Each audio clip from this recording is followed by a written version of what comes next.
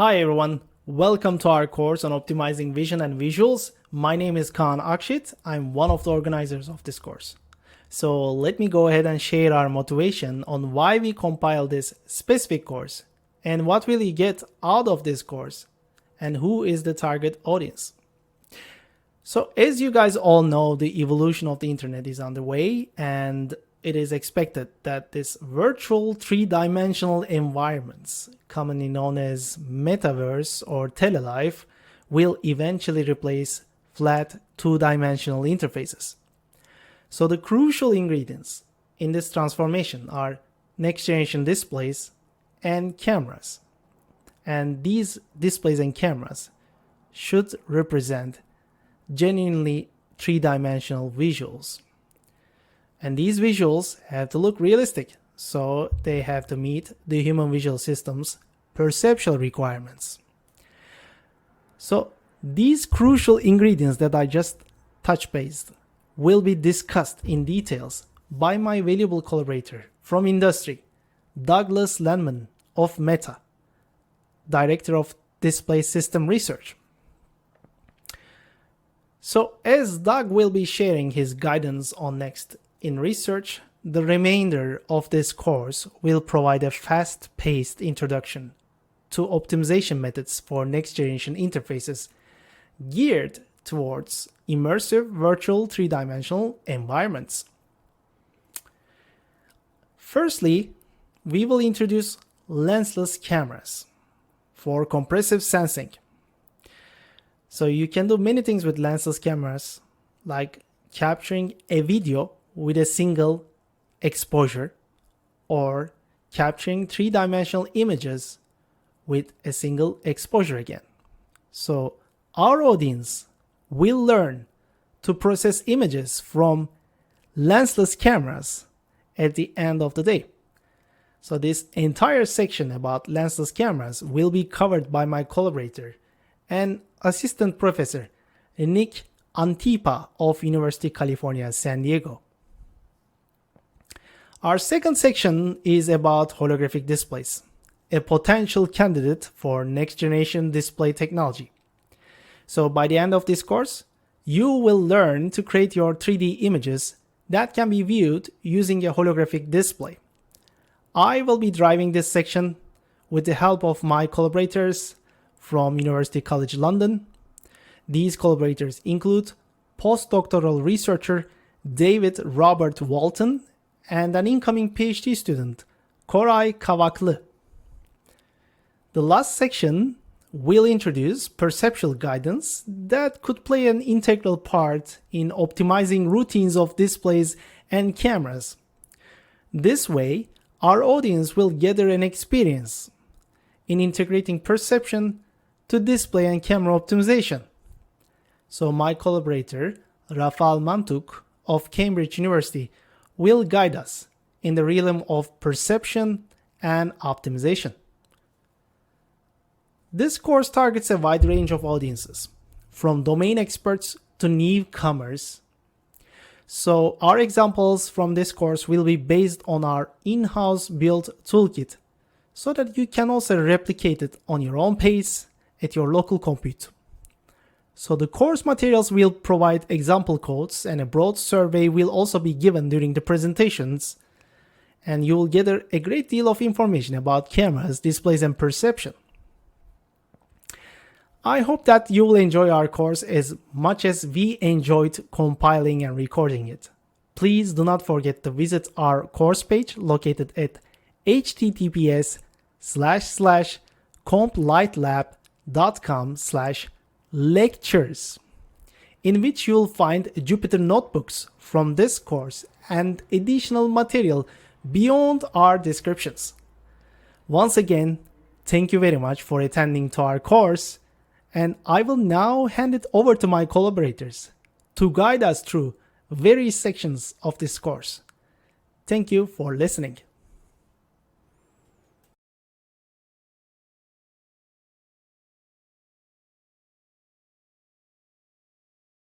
Hello, everyone, and welcome again to the Reproducing Reality course. I'm really excited to join the other speakers in these series of lectures. Today, I'll be talking about my own research, to introduce this course. In 2010, I graduated with my PhD. I went on to my postdoc, and really for the last 15 years of my career, I have been focused on this grand challenge of reproducing reality. And it wasn't what I set off to graduate school to solve, but across many publications and publication attempts, I sort of discovered for myself this motivation. And so as we embark on this course, I think those of you watching this probably share that motivation. And so let me sort of convey what it is that I think drives my research, at least for this last decade and a half. So here we are, 2+ years into a pandemic. Some of you will be gathering in person in the beautiful Vancouver Convention Centers, and others will be remote. But I think this wonderful HDR photo from Flickr sort of captures the beauty of reality and the fact that we'd all love to be together out there on the pier, looking off into the distance in Vancouver, enjoying this conference in person, or at least recording those experiences so we can see them down the road. But with the pandemic, many of us are experiencing SIGGRAPH for the second year, at least remotely. And I think that brings a new focus on why we want to reproduce reality, right? Those of us who are working on computational cameras and displays, I do think the driving motivation is not just to make better pictures or more interesting pictures or to automate composition. I do think at the end of the road, we are chasing a goal, many of us, to reproduce reality, to try to capture the full beauty, the full dynamic range, resolution, focus, the whole thing, store it, represent it somehow, compress it, transmit it, reconstruct it, and recreate those photons. And if we can do this computational camera display problem, then we could all gather together in some reproduction of Vancouver. It's still not equivalent to being there, but it would allow us to have, in a sense, a faultless historical record, as well as this tool that allows us to gather remotely. I think this is incredibly exciting, and it is what drives my career, 15+ years into this journey. It's not just about the individual SIGGRAPH papers anymore. It's not just about the mentoring and the fun we have at conferences. I think in any career, we're trying to push something bigger than ourselves. And for me, and for some of the others on this course, I think this is one of the bigger challenges driving us, the goal to reproduce reality. All right, so where did it begin? Well, since this part of the course is about framing and explaining why it is we think this is so important for the SIGGRAPH community to focus on, I actually find it interesting when I look back at the PhD thesis I wrote in 2010. There's a lot of things there. I was working on light-filled cameras, light-filled displays, and like every graduate student, I was looking for those bookends. Why? Why are we trying to do this? Why are we following up from the late 1830s on making stereoscopes? And why are we trying to make these cameras and displays so capable, so compact? And, along the way, I found this wonderful quote from Gabriel Lippmann that was written in 1908, and I actually find it the very last chapter of my thesis, which is very interesting to me personally because it did become my career. Here is Gabriel Lippmann's actual manuscript in French. I didn't read it because I don't speak or read French, but Fredo Durand at MIT translated this when I was working on light-filled cameras, and I read the translation, and it really struck me that here's someone that really had a truly phenomenal impact on the world, introducing so many photographic innovations. And in 1908, right at the very beginning of photography in many ways, in a sense, he asked, is it possible to create a photographic print in such a manner that it represents the exterior world framed in appearance between the boundaries of that print, as if those boundaries were a window opened on reality? And so I've called this Lippmann's window. This idea, it's like the ultimate 3D TV, this rectangle on a wall or in your hand that really does reproduce reality, that feels like a hole punched through the space you're in into another. What I find so remarkable about this is it really was the beginning of photography, in the sense that when he wrote this, and when he thought about these ideas in his career, we just had black and white photography. And so in his own research, he was inspired by this idea of a faultless reproduction, a window into another reality, whether the past or something else. And he created a version of color photography, not the one we use today, but he reached out and he tried to bring color and richness to photography. He tried to bring depth with these idea of lenticular and micro lens style prints. So that was his career. If we go forward another century, where have we gotten in this grand challenge of Lippmann's window? Well, here we are. In this course, we're talking about cameras and we're talking about displays. And I think sort of the pinnacle for most of us, we can afford a digital SLR camera, and that might take the best photo we could individually produce without high-end professional studios and equipment. And on the right, a television. Not all of us own televisions at this point. Watch your movie on your laptop. But a television is probably the best display we can easily afford, right? If you have the space, you can have a large, wide field of view, high resolution, high color depth, high frame rate display on your wall that, in a sense, is Lippmann's painting, but not Lippmann's window, right? The challenge is both of these devices, in general, are 2D devices. A 2D photo, 2D sensor, 2D display, 2D image. But humans are three-dimensional creatures. And I think the end of this road doesn't stop at perfect two-dimensional photography and display. There is an ultimate display out there. And before I share this note, for the students in the room, whether you're undergrads, grad students, or you're a professor who's contemplating changing fields, ask yourself, what is the ultimate display? Pause the video and think about what that would be for each of you. Here's the quote I love to share from 1965, and this is from Ivan Sutherland, who many of us know, obviously. And he had this wonderful memo, this white paper he wrote on the ultimate display. And here's what he said, the part I really like to quote. The ultimate display would be, of course, a room within which the computer could control the existence of matter, right? So not a display in the sense of photons, but a matter display. A chair displayed in such a room would be good enough to sit in. Handcuffs displayed in such a room would be confining. A bullet in such a room would be fatal. And with appropriate programming, such a display could literally be the wonderland into which Alice walked. And of course, this room, this holodeck, as Star Trek has called it, it doesn't exist today. And it still seems like science fiction to control matter on this macro scale.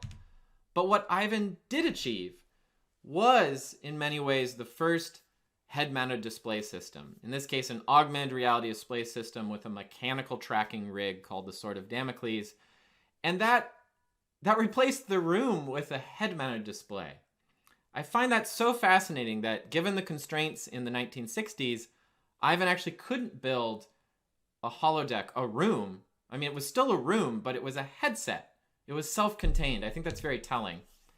And then we saw the field move forward, right? In the 80s and beyond, we have started building Lippmann's room, Ivan's room, which are these cave systems. And I think there's a lot to go for them, but they are rooms. They're large infrastructure. And so I do ask those of you in the audience, is a cave in every home truly the ultimate display, of our lives? Or perhaps could it be something we wear, just like Ivan decided in the 60s? I think there still is that tension in both 3D TVs, caves, headsets. They all serve different purposes. So I don't think there's one true ultimate display.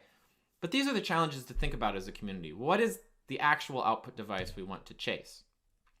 And so what I love about this quote is he said, with appropriate programs, such a display could literally be the wonderland into which Alice walked. And what he meant here was that if we have the ultimate camera and display, we can reproduce reality, but we can go beyond that. We can have infinite imagined realities. We can tell stories with as much fidelity or as little fidelity as we choose in a way that's impedance matched to the human visual system.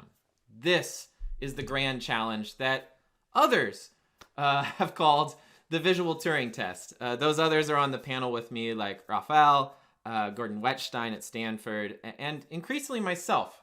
Lippmann's window, as much as I like it, is just a window. It's not an all-encompassing vision, and it doesn't capture the subjective nature of these things. These are perceptual challenges. It's not just about reproducing reality in terms of every last photon is physically correct. It's about a human observer subjectively believing this is realistic. And that's what we call the visual Turing test. So how close are we? Well, take a look at all the display systems you have in your life, from cinema to watches. How immersive are they? I think looking at the arc of history, we've gotten more portable, we've gotten more personal, but we've lost some of the immersion of cinema and TV. And if we look to the right to create Sutherland's room, right? The things that can do that are VR, caves, and perhaps cinema. But they lose all the portability. And so this is one reason I think our field is getting so excited. You know, you look at call for papers, you look at SIGGRAPH program materials, you see AR, VR mentioned a lot, and you wonder, is this just the latest fad? In some ways, you could say it is. You know, we're all chasing it the way we were chasing computational photography maybe 10 years ago. But I think it's not a fad in the sense that there is something unique at this endpoint. To move from a cave to a wearable display like Ivan did in the 60s means you can have the most immersive display that is both portable and personal. This is truly unique, and I think it's why many of us believe the most realistic displays live at these endpoints of AR, VR, and MR. And so for the rest of this lecture, I'll focus on that. You know, I'll posit that the ultimate display should be portable, personal, immersive, and realistic. And to do that, very likely a wearable display is the way to achieve that within our lifetimes in a way that is easily accessible to anyone at any time. And I think the greatest challenge will be making those lightweight glasses, those AR glasses that go everywhere with us, fully realistic. Right now, I think that realism challenge is easier to obtain, easier to meet in VR. Okay, so now we'll speed up. That's the framing of this course. But what are the key challenges? You know, for grad students out there, for professors, for anyone, what is it you should work on that would really move us forward on this idea of passing the visual Turing test and reproducing reality? Well, there's a lot. There's optics and displays, graphics, eye tracking, audio, interaction, ergonomics, and computer vision. The good news is all of these things are part of SIGGRAPH. You know, you may change the weighting function on certain things, but this is our community. This is our path to solve. So let me give you 10 challenges as quickly as I can to inspire where the field needs to go and where I think computational cameras and displays can apply. So first up, challenge one is very simple: resolution. If you look at devices like the Rift or the Quest or any modern VR headset, the resolution is not sufficient to read the 2020 line on an eye chart. And just now, in our community, we're starting to build research prototypes like the one my team built called Butterscotch that can get to retinal resolution. And that will allow us to study the perceptual requirements of retinal resolution VR. Challenge one. Now, if you have that resolution, of course, you now want to push field of view out. Many of us have seen this demo, you know, the classic cliff demo where you're looking down, in this case, off the edge of a building. And when I started in this field, 10 years ago in wearable displays, the field of view might be 40 degrees for a high resolution headset. It wasn't sufficient to take in the cues to really get that fear that I'm on a ledge. But with these wider fields of view, we do get the immersion, the sense of presence. And so we can't stop at 90, right? 200 plus horizontal field of view for humans. This is a grand challenge. And why it's such a challenge is not just having enough pixels or a clever optical design. There's also form factor. If the optics are flat and they don't curve around your face, then you end up with bulkier devices like you see on the left, rather than the thin and compact devices we could deliver with more limited fields of view. And that's just in VR. In AR, those of you who work in the field, there is a challenge to push field of view out. For holography, we have étendue limits. For waveguides and other devices, we have other practical concerns that limit our fields of view to something like 5, 10, or 20% of the solid angle subtended by sunglasses.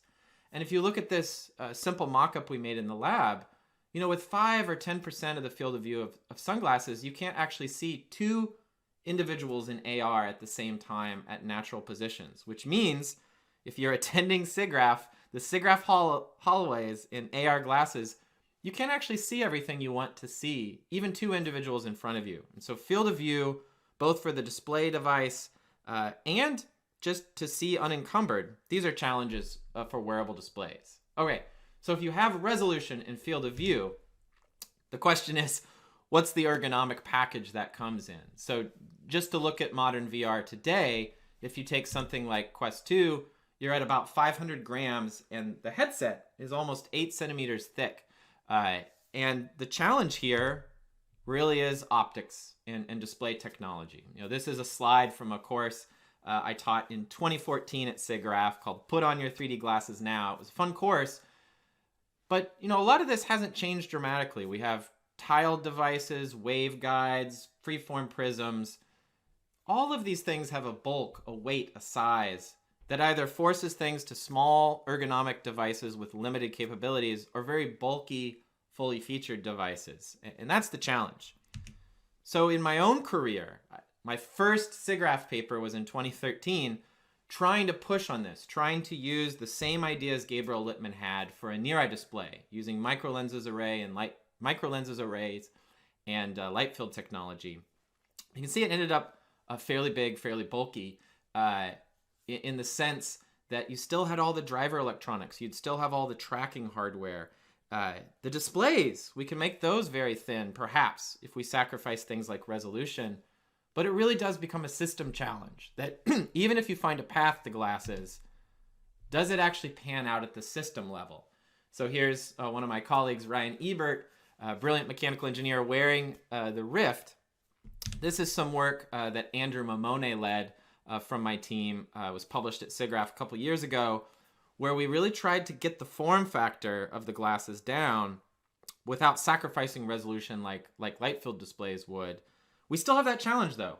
The rest of the system, the computer vision systems, the camera systems, the battery, the compute, they'll pull these pair of glasses back out to something like goggles.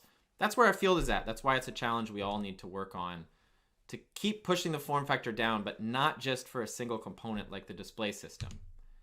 But for those of you looking at the field as students, I think old ideas are new again. So the way Andrew achieved this was using thin holographic films. And so we're seeing a lot of excitement for digital holography. We'll talk about that in this course. But analog holography may have a lot to bear in terms of miniaturizing the form factor for both AR, VR, and even MR devices. So I think that's something to pay attention to. So those of you who skew towards the optics side of the field who are attending this course, here's your SIGGRAPH slide. You have refractive lenses, you have pancake lenses. If you're working in this field, you want your teaser image to look like the one on the right, or better, right? We really do want to get to sunglasses as an industry. High resolution, wide field of view, sunglasses, VR, and AR. But if we do that, now we come to new challenges. Challenge 4. Let's say we had all the capabilities of something like Quest 2 in a pair of glasses, which would be a remarkable achievement. We're still not done. Many of us need to wear corrective eyewear, which would mean we'd be attaching prescription vision lenses on top of our headset. And that works really well, except for it increases the eye relief, which can limit field of view, can move you out of the eye box.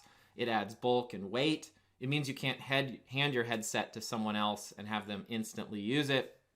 So having some sort of adaptive optics to correct for vision, this is a challenge I see the field approaching, but in a way that has to be low size, low weight, low power, and low cost. And sort of this problem carried forward, it's not just about a static correction, but a dynamic one. So we've all heard of vergence accommodation conflict at this point, but I'll just remind you very briefly for challenge 5, if we look at this scene, and say you look at the fire hydrant, in reality, the fire hydrant will be sharp, the distant skyline will be blurry. And the reason for that is vergence and accommodation are coupled. So when I look at the fire hydrant, my eyes verge inward, which also drives an accommodation response. The crystalline lens of my eye deforms to focus at a given point. And so now I see that object sharply. That is how the human visual system and anatomy is designed to function. And when we look to the distance stays sharp, foreground gets blurred. Marty Banks at Berkeley and his team has shown for many years that these blur cues and the nuances in them, the chromatic signals, are key for natural visual responses. So you have to ask yourself, what happens in your VR AR headset? Well, all of these devices today, for the most part, have a fixed optical focus. You essentially have a lens and a screen, and you're making a virtual plane of focus at some distant plane. And so that's great.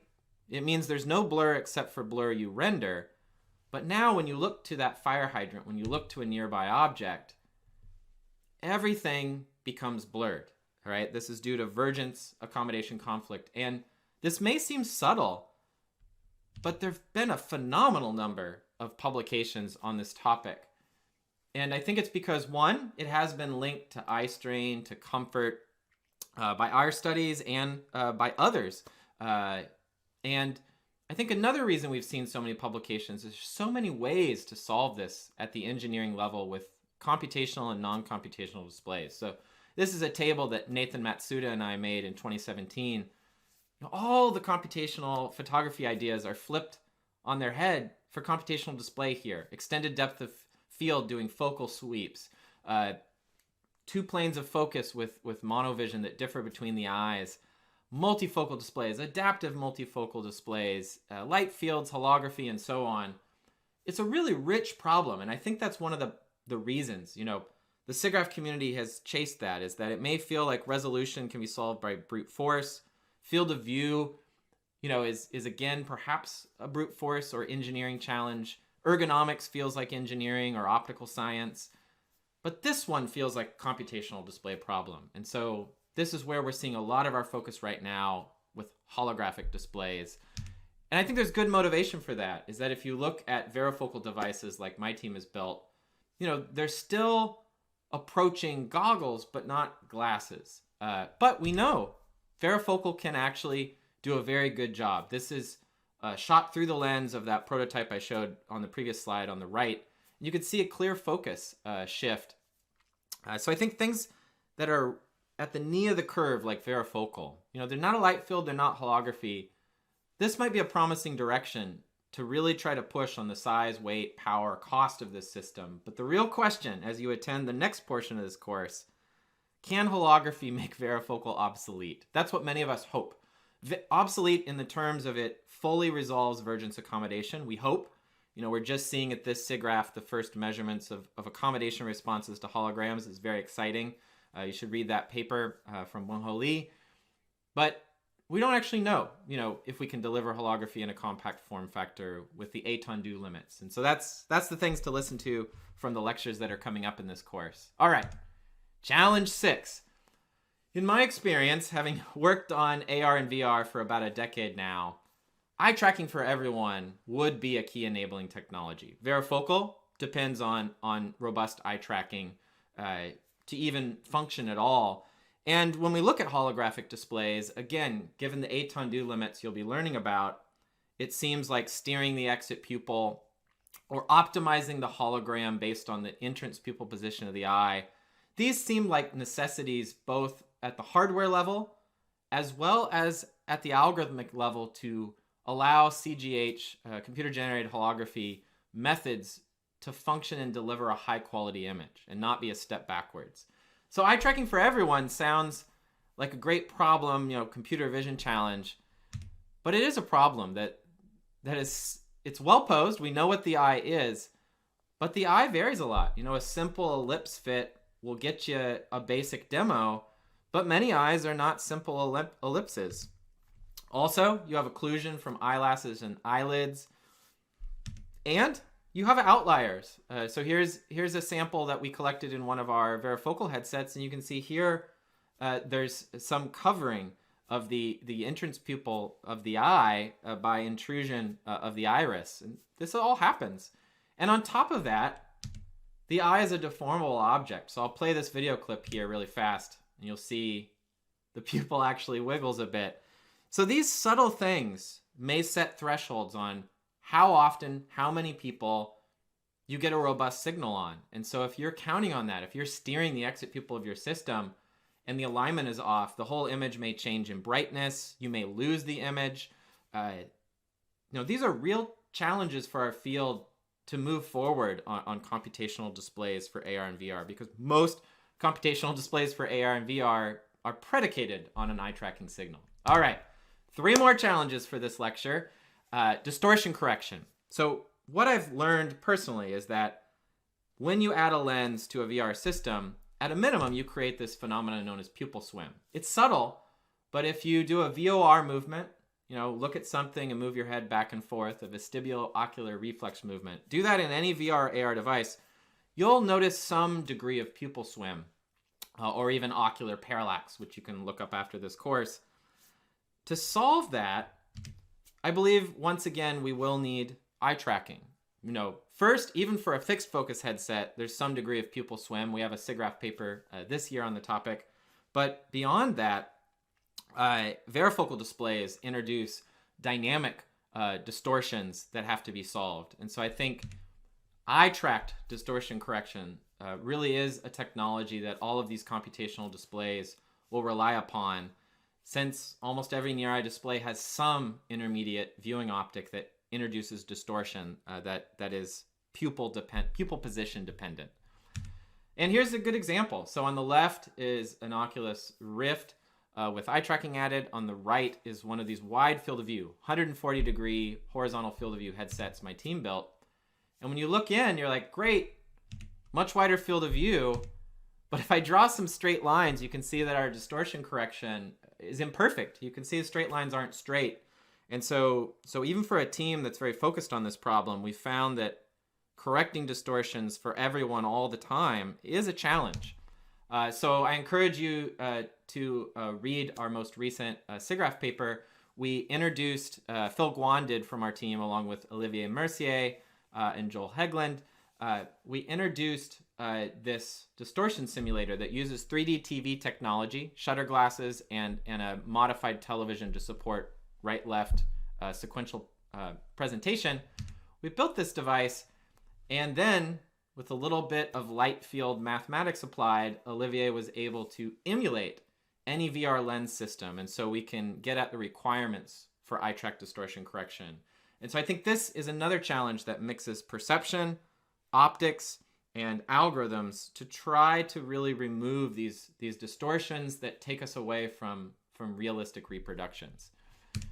Okay, challenge 8, high dynamic range. So look around an office, measure the luminance, and you'll find, a lot of it goes well above 1,000 or 2,000 nits, which is where HDR TVs commercially are at.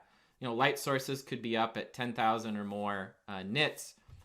And so where we're at with VR is around 100 nits for modern products. TVs are an order of magnitude higher at 1 to 2,000.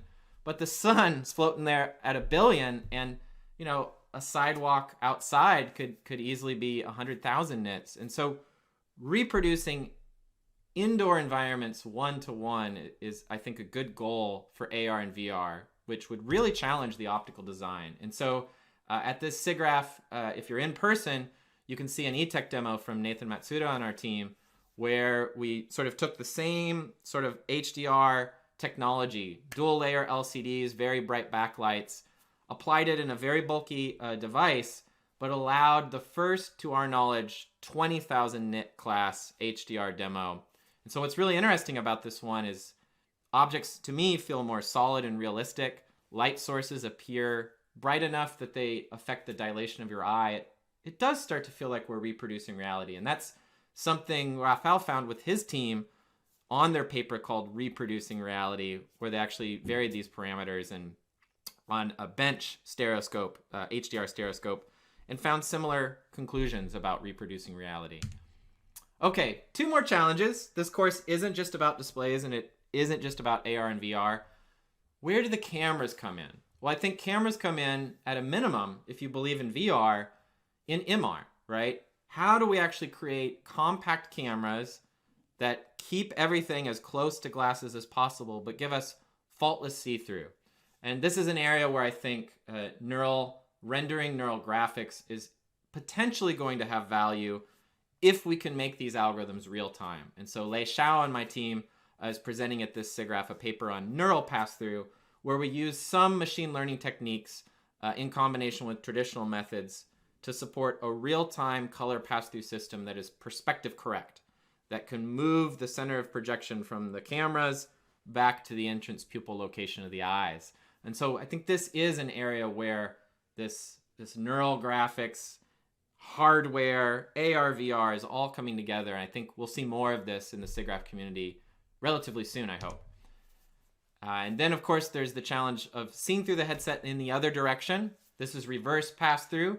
You can look that up, but this is an area where good old 3D TV technology might apply in AR and VR headsets. So those of you like me who've loved working on light-filled displays, this is one way we might see them, not as the primary display for your eyes, but the primary display going outward. It's a little bit of a wacky idea, but those of you who are interested, I encourage you to look it up.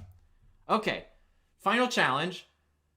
If you have these AR and VR devices and you want to gather in the virtual SIGGRAPH, you need to reconstruct faces, right? No matter what, AR and VR glasses, MR glasses will cover some of our face.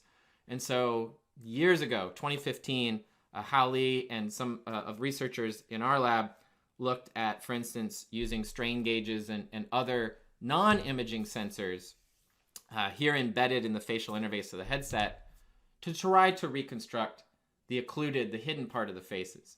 Others, like Yasser Sheikh, again from my company, have been pushing the idea of facial reconstruction using cameras and other sensors. I think this is a grand challenge. It's not just about having a headset that lets us see the Vancouver skyline.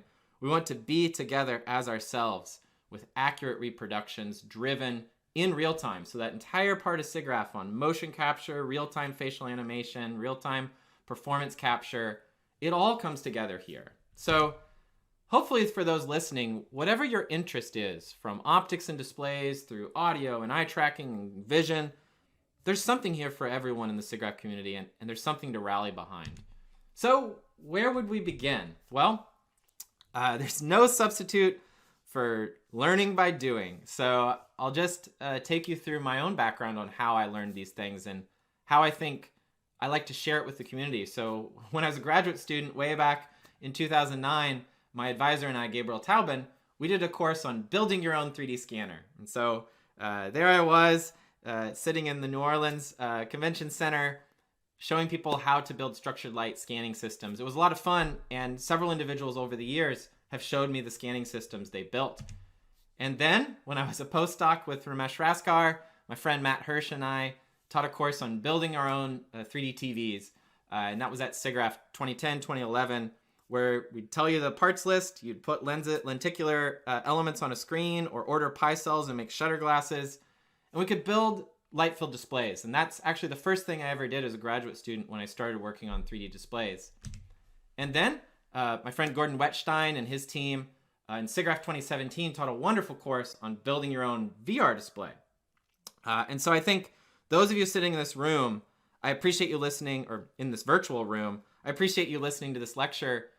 But the best way is after this lecture, you're going to hear from my other colleagues who will present hands-on Jupyter notebooks on how to work in holography and flat cameras and perception.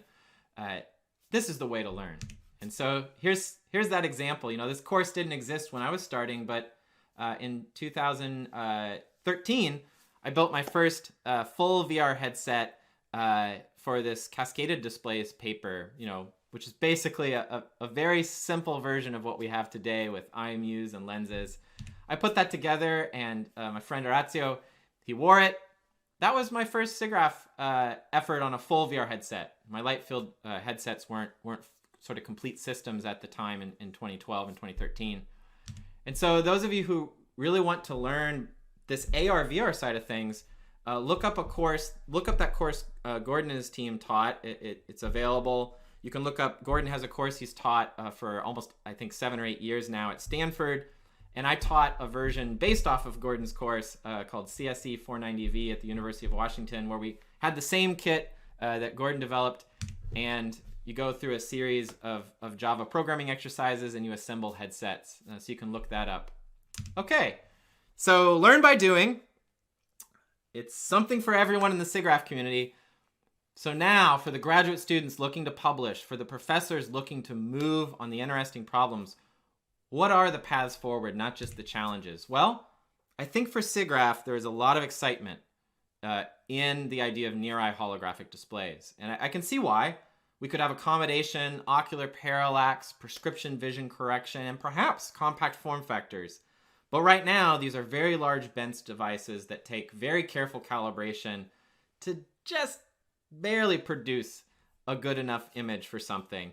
So we are in the early days of true near-eye holographic displays that are compelling with usable eye boxes, usable fields of view, usable form factors, and demonstrable benefits over normal AR/VR displays. So that's where we're at. Computational cameras. So this is another part of this course.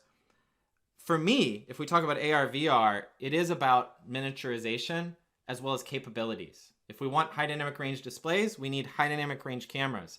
If we want to support accommodation, we need to reconstruct an all-in-focus image through an extended volume. And so basically every display problem becomes a camera problem, but the camera has to be embedded in eyewear. It has to weigh nothing, has to consume no power, and ideally shouldn't cost very much and not take up much volume. So the idea of efficient, realistic capture from minuscule cameras, that's the challenge as I see it.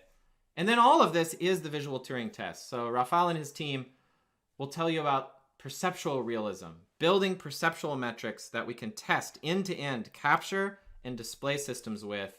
This reproducing reality paper is really wonderful, and I encourage you to read it because I think it is the true grounding of this course. That if we can combine computational cameras, computational displays, and perception, maybe we can reproduce reality and gather together in the real and the virtual Vancouver. And if nothing else, we can record our lives with full fidelity and share those moments. I'm looking forward to it. So thanks for listening to this lecture. You can find me at douglas.landman@fb.com. Always happy to take questions. Yeah, I look forward to seeing where the field goes next. Okay, hi everyone. My name is Nick Antipa from the University of California, San Diego, and I'm going to talk today about the connection between compressed sensing and lensless cameras. So to start, I'm going to go over what a lensless camera is, then we'll get into the compressed sensing. Okay, so mask-based lensless cameras use a mask in place of lenses. So on the left, I'm showing a traditional lens-based imaging system. And the whole goal of lens design is to map a point in the world to a perfect point on the sensor so that the sensor data can perfectly approximate the world. Now, a mask-based imaging system, on the other hand, takes a little bit of a different approach. So the idea is to replace the lens assembly with some kind of a mask, and this mask is designed such that a point in the world maps to some kind of a pattern on the sensor that's been engineered such that computational reconstruction can be used to recover the unknown seen from the sensor measurements. Now, there are sort of two main reasons why a person would want to do this. So the first reason is compact form factor, right? So if you can replace many of these lens elements with a single mask, you can potentially make much smaller, lighter imaging systems.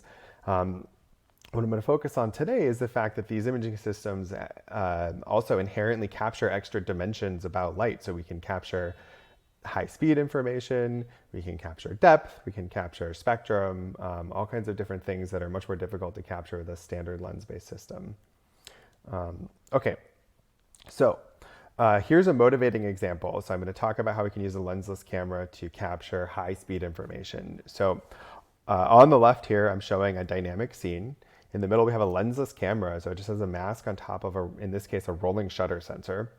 And as the dynamic scene unfolds, this rolling shutter sensor will record a raw exposure, which looks like what you see on the right.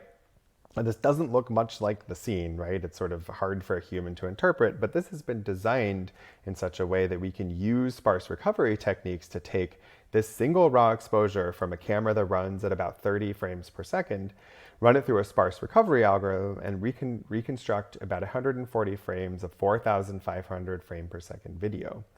So this sort of motivates how these lensless cameras are inherently capable of encoding extra information in ways that lens-based systems would struggle with. Okay, so to understand how this works, we're going to get into how a lensless camera works first, and then we'll touch on the compressed sensing. So we'll go over lensless cameras, we'll talk about compressed sensing, and then we'll talk about the connection between the two after that. Okay, so there are many different ways that lensless cameras can encode scene information. So absorbing masks, so this is sort of the original lensless camera. So this was designed a long time ago to image in extreme wavelength ranges where standard refractive optics were not possible. But there's been a resurgence with ubiquitous computing in the last few decades of being interested in this kind of absorbing mask in the optical domain. So the flat cam is a good example that sort of kicked off the sort of modern lensless imaging trend. Phase masks, so this is an area I've worked in. This is, instead of sort of blocking light in a patterned way like an absorbing mask does, a phase mask bends it into patterns on the sensor. Diffractive masks use small features to diffract light rather than refract or absorb it. This can be useful for encoding spectral information. And nanophotonics, this is an exciting emerging area where extremely tiny materials like sub-wavelength features can be designed, and this is having all kinds of exciting impact on rethinking the types of masks that can be put in place of a lens assembly in a traditional camera. For some good review articles, I flagged a few down here. If you're interested in sort of a broad review of different types of lensless cameras and the recent advances, I'd recommend checking those out. Okay, so the basic way that these imaging systems are modeled is as a linear transformation. So the idea is we think of the scene we think of the sensor as a vector B, and we think of the scene as a vector X. And we can sort of build up an optical system matrix that maps from the scene to the sensor. And so if we have this matrix, then we can perfectly predict the sensor measurement given some scene measurement. And the way we would build up this matrix in principle is we would just, since we want to map from scene pixels to sensor pixels, we would just record the system response from the first scene point and make that the first column of this optical system matrix, then so on all the way through to the nth column until we've built out this entire optical system matrix. And then with this optical system matrix, we could formulate an inverse problem. In this case, I'm showing simple least squares problem. So we could find X as the solution to an optimization problem. So here I'm showing that X is the solution to a simple least squares objective function. And because we know the optical system matrix and we measure the sensor response B, we can infer what X must be. Okay, so here's an example of this in action from my own work. So here is the raw data that comes out of a mask-based lensless camera that uses a diffuser as the mask. So this is like a random phase optic. So you can see the sensor data is pretty unintelligible, but there's enough structure in it that because we know this matrix, we can use these inverse problem methods to infer what the image was on the other side of the diffuser. So here it's my co-author Emre, and there's enough structure that we can infer this using sort of standard least squares methods. But I want to just flag that making this inverse problem better is an active area of research. So doing something that's faster than iterative methods or has fewer iterations, using deep learning, unrolled optimization, these are all exciting areas to make these reconstructions much faster. Now, okay, so one of the sort of reasons for doing these lensless cameras that I flagged at the beginning was the ability to capture extra dimensions. And so what do I mean by that? So it's good to understand that light is inherently a high dimensional signal. So if you sort of look at the light that's coming at you from the world, there are a lot of degrees of freedom that describe it that are missed in standard 2D imaging systems. So there's position, perspective, spectrum, polarization, phase. It could be scene semantics. There's all kinds of information that isn't captured in a standard lens-based imaging system. And so the motivation for looking at the connection between lensless cameras and compressed sensing is that compressed sensing is a way of efficiently capturing high dimensional signals. So this is a very quick and very crude crash course in compressed sensing. I will point you towards a good primer on it afterwards that you should go read if you're interested in learning details about this. So the idea in compressed sensing is we assume that we have some input X, which is sparse. So that means that it has many zeros and not very many non-zeros that represent it. And we've got some observation B, which is lower dimensional than X. So there are much fewer observations than there are inputs. And we're going to map X through a linear system. And this is a fundamentally underdetermined linear system. So here, the idea is there's fewer outputs than there are inputs. And the sort of main takeaways from compressed sensing tell us the situations in which this problem is actually approachable and we could expect to uniquely recover X even though we have a smaller number of observations. So the requirements that we can take with us to apply to imaging systems. So the first is an object requirement. So here we need the object to be sparse. So there has to be some efficient representation that has a lot of zeros in it. And the other is requirements on the system. So the system needs to be linear. It needs to be multiplexed. So that means each input needs to map to many, many outputs. And it needs to be incoherent. And what this means is that no two columns of the A matrix are similar, or at least not too similar. And so the main takeaway is that we can, if we want to solve for the sparsest X that satisfies our observations, AX equals B, under these conditions, we can relax this problem to an L1 minimization and use convex optimization to uniquely recover this high dimensional X given a low dimensional B. Now, this was a very quick and very high level overview of compressed sensing. If you want to read more about it, a great starting point is the wonderful Introduction to Compressive Sampling by Ken Des and Waken. This is a great read. I think everyone should check it out. But what we're going to do is we're going to take this and use it to sort of intuitively explore why lensless cameras are a good fit for compressed sensing. So we're going to go sort of ingredient by ingredient. So the first ingredient is image sparsity. So for images, a lot of times they can be represented in native sparsity. So this is, if we have a lot of sort of small point light sources in the world. So this could be, this like nighttime satellite image. It could also be like fluorescence in microscopy. It's also possible to use other like linear transformations to sparsify an image. So here I'm showing sort of the classic cameraman test image, and I'm showing the gradient of the image, which you can see is very sparse. So all the energy is concentrated along the edges.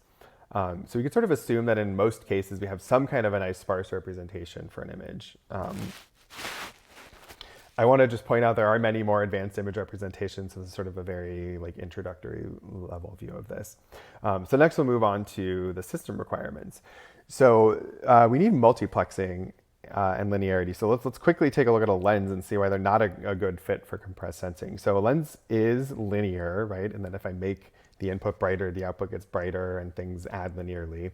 But it's not multiplex and it's not incoherent, right? Each point maps to a point in the output, right? And we need it to map to something distributed and structured. So lenses are not a good fit for compressed sensing, but you can see through this view why mask-based imaging systems are a good choice. So a mask takes an input and maps it to this structured pattern, right? So here I'm showing, again from my work, this is a diffuser. And this thing takes a point in the scene and maps it to this highly structured pseudo-random pattern on the sensor. So this gives us a system that's linear, has multiplex measurements that are also incoherent. So this is why lensless cameras just sort of naturally fit with compressive sensing. Now the third ingredient is an algorithm. So we have the sort of random, some kind of mask-based optics sensor. So that's our multiplex encoder, AX equals B. And then compressed sensing theory says that, we can't just solve a least squares problem. We need to include some kind of a sparsity, some kind of a sparsity enforcing term here to sort of force us to the sparse solution. So this is sort of a common way to do it. So we add this L1 term. The L1 norm enforces sparsity. This capital L here is some kind of a linear transform that sparsifies the object X. So this is something that maps, if you have a natural image, it maps it to a domain where it's mostly sparse. And then tau is a tuning parameter. So this is a parameter that lets us trade off between how much we're relying on sparsity versus the data fidelity term, which is this least squares term up here. So that's the basic intuition behind why lensless cameras and compressed sensing are a natural fit. So let's look at a simple toy example. So we can return to our 2D imaging with a lensless camera. So we have the raw measurements on the right and the reconstructed image, or raw measurements on the left, reconstructed image on the right. And we were already using an optimization problem. So now all we have to do is change the optimization problem a little bit. So add the sparsity prior, and we could recover an underdetermined system. So what kind of underdetermined system could we do? Well, an easy sort of first problem to experiment with is just deleting pixels at random. Okay, so what I'm going to show on the next slide is we're going to take the raw measurement on the left, and we're just going to delete 85% of the pixels chosen at random. So the raw data would then look something like this. So you can see all the black areas are where the pixels have been deleted. Now, because we have the multiplexing properties, even though this is a super underdetermined problem, we can still use iterative reconstruction, so sparse recovery, to recover the scene. So there's a little bit of, it's a little noisier, right, because we've got fewer observations, but we still get back the same object, even though we've erased 85% of the data. Okay, so here's another example. So this is very connected to the pixel erasure example I just did. So this is coming back to the compressive video idea that I teased at the beginning. So to get into this a little more, okay, so the idea here is we're going to use a rolling shutter sensor. So here's just an illustration of what a rolling shutter sensor does and why it's a problem without compressing, why this is an issue for a lens-based imaging system. So we have a dynamic scene like this one on the left here. I'm going to show the rolling shutter is this blue bar, and you see that what happens is as the sensor acquires data, this exposure band just kind of sweeps down the scene. So it just sort of moves across the scene like this. And so if I play that again, so I'm going to play the exact same thing again, but I'm going to show what the sensor would actually record on the right. So it's just integrating only what's in the blue bar at each time point. So if I play that again, you see that while it's on top of this moving dart, we capture information about it. But after it's sort of past it, we get nothing. So this part where the thing rebounds is just totally missing. So you could think of this as time varying erasure, right? So this is sort of like we're only observing this slice of the sensor, and this sort of intuitively is why lensless cameras and rolling shutter can make a compressive imaging system. So to sort of show it in an image here, what I'm showing is these 2 points, one blue, one purple, and you can see that the exposure band here shown in white is capturing what's going on with this purple point. We have no knowledge about what's going on at the blue point, right? Whereas a lens-based or lensless imaging system like the one on the right, because it spreads information about each point across the entire sensor into these structured patterns, this exposure band is capturing information about the entire scene at all times. And so that's why lensless cameras work. So to sort of return to our animation here to see how the multiplexing helps us, what I'm showing on the left here is the intensity that would come out of the diffuser in front of the rolling shutter sensor. And as the exposure progresses, you can see we get this multiplex measurement here like I showed before. And so because these are multiplex and coherent measurements, we're able to recover this video from a single exposure, which is a highly underdetermined problem, right? So this is a really underdetermined problem. That's why we need the compressed sensing theory to lean on to sort of design these systems and formulate the recovery. So if we look at this in sort of the linear algebra sense, in this sort of B equals AX, it's a highly underdetermined system. So, right, so like each sort of block here you could think of as like a different frame of the video. And so we're sort of trying to recover, 140 frames from one frame. So right? So it's very underdetermined. And that's why we can't just use least squares. We have to include a sparsity prior. So in the results I showed, we're using a 3D sparse gradient prior. So this compresses, so this looks for sparse gradients, not just in XY, but also in time. Okay, and like I showed before, using that, we can take this single exposure on the left, use these sparse recovery methods, and get back 140 FPS video, or sorry, 140 frames at 4,500 FPS from a standard CMOS sensor with nothing but a diffuser in front of it. Okay, so that's high-speed imaging with lensless cameras. It's also possible to capture sparse 3D scenes, so I'm going to go over this quickly. So the idea here is that mask-based imaging systems have a property where the impulse response of the system varies greatly with depth, but also remains highly structured. So here's an animation, and you can see that this pattern, it changes with depth and translation, but it sort of maintains its structure. And this is true of all different kinds of mask-based imaging systems. So absorbing masks, diffractive masks, and what this lets one do is use the principles that I outlined before of compressed sensing to recover images of sparse 3D volumes. So what this lets us do is place a sparse 3D object in front of a very simple imaging system that's just some kind of a mask and a sensor, and use sparse recovery to recover single-shot volumetric imaging, so we can recover 3D structure about sparse objects from a single exposure, which lets us do sort of like video rate 3D and things like that with like very simple imaging systems. Okay, so there have been a lot of different and really cool papers that have explored this concept. So I'm not going to get into all of them, but broadly, there's been some interesting work in phase mask design for various forms of depth imaging. A lot of cool work on amplitude mask. And specifically, some of the cool stuff here has been on wide field of view fluorescence 3D imaging in a thin lensless camera. And Fresnel zone apertures have also been used for single shot lenses imaging and some refocusing ability and other depth sensitive applications like that. So some other areas that are exciting that I don't have time to get into. So some hyperspectral compressive sensing has been shown. Hyperspectral depth imaging with learned diffractive optics. There's been extended depth of field, and there's a lot more that I don't have time to go into. But this is a very rich area that I think is really exciting. So the next thing we're going to go into is the basics of how to model and do some simple computation with these lensless cameras. So thanks for your attention. So without further ado, we'll move on to the tutorial section.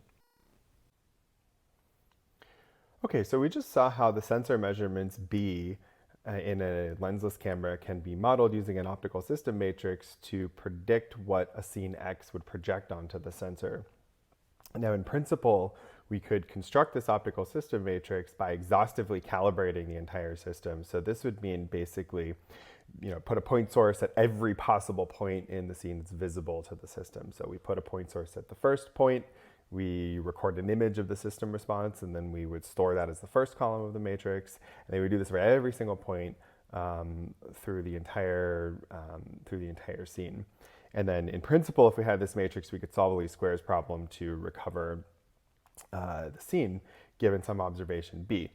Now, the issue with this is that if we wanted to do something that is like a megapixel image captured with a megapixel sensor, we would need a matrix that's 1,000,000 by 1,000,000. So that would be like taking 1,000,000 1 megapixel images.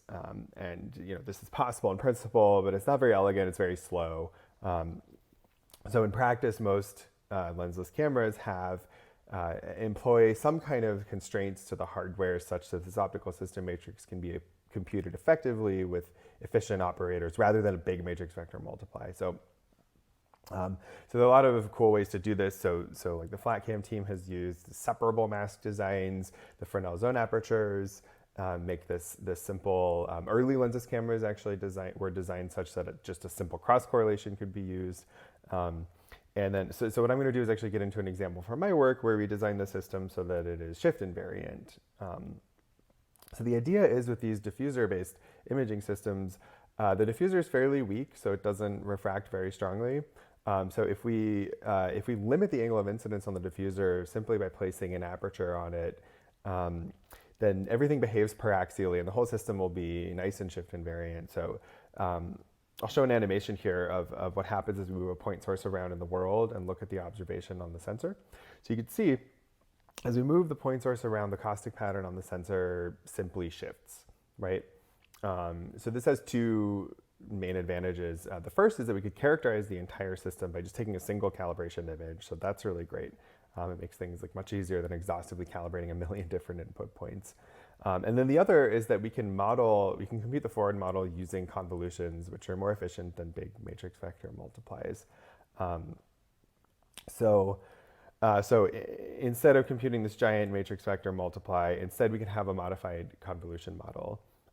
So to unpack this a little bit, the idea is if we have some scene X, and then we know the caustic pattern on axis, we'll call that H, then we could compute the convolution between the two, and then we crop the result, and that would predict the measurements. Now, what the crop is doing is dealing with the fact that as the caustic pattern moves off the sensor, it actually gets deleted. In sort of signal processing terms, if you compute a convolution between two signals, the resulting signal has larger support. Obviously, our sensor size wouldn't capture that, so we just crop it out. It's still linear, though, so we can model the system linearly. It's just not purely shift invariant. It just has a shift invariant component. So the idea is like B equals AX is our sort of canonical linear system model. And we can factor A into two matrices, H being like circulant matrix that models the convolution with H, and C being a diagonal matrix that models the cropping. So that's how we can sort of write it in linear algebra terms. In practice, we would actually compute it using FFTs. I'll talk about that in a second. And then if we sort of expand that a little more, since this H is convolutional, we could write it as take X, Fourier transform it, pointwise multiply it with the Fourier transform of the zero padded impulse response. The zero padding is there to prevent boundary condition issues with the circular boundary conditions in FFTs. Inverse Fourier transform the result and crop it, right? So these can all be implemented as really efficient operators in a computer. So if we want to formulate a least squares problem like this, we can do this using gradient descent, and all we need is code that computes the forward model and an adjoint. So there's a little code snippet here, and what it's doing is computing the Fourier transform. So take the PSF, zero pad it, IFFT shift, Fourier transform it. So that's what F is doing, is Fourier transform. And then you get the spectrum, and then we can conjugate it. And this gives us everything we need to compute the forward model and the adjoint. So the nice thing is that F and FH here, these are just FFTs. So this is all written in sort of like operator notation, so it's a little easier to parse, but this is really fast, right? It's pointwise multiply, FFT, inverse FFT, and then a cropping. So this is really fast, and the adjoint's a similar set of operations. Okay, so with those, easy, simple operations, we can formulate a gradient descent inverse problem to get back the image. So the update is very simple here. We just take X and subtract off mu times the gradient. And of course, the gradient of least squares loss function is A transpose AX minus B. And we compute A as shown here. So that's the gradient update, and in code, that's very simple, right? So we create these functions, and it's just one line update. So now I can show that in action. So let's watch gradient descent. We're going to run 500 iterations. We initialize with zeros, use a step size of 1. And then here's our update, and then this is just doing some plotting. So okay, so we can watch that in action.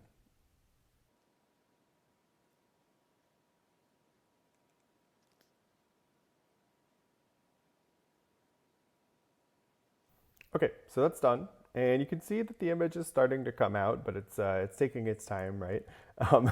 So that takes a little while. So we can actually speed this up quite a bit by not just using straight gradient descent, but by adding some pretty simple acceleration terms. So the next thing we're going to do is move to using the fast iterative shrinkage thresholding algorithm, or FISTA. And this is a way to rapidly solve this kind of a minimization problem. We have a two norm term and then some or like a smooth term and like a non-smooth term.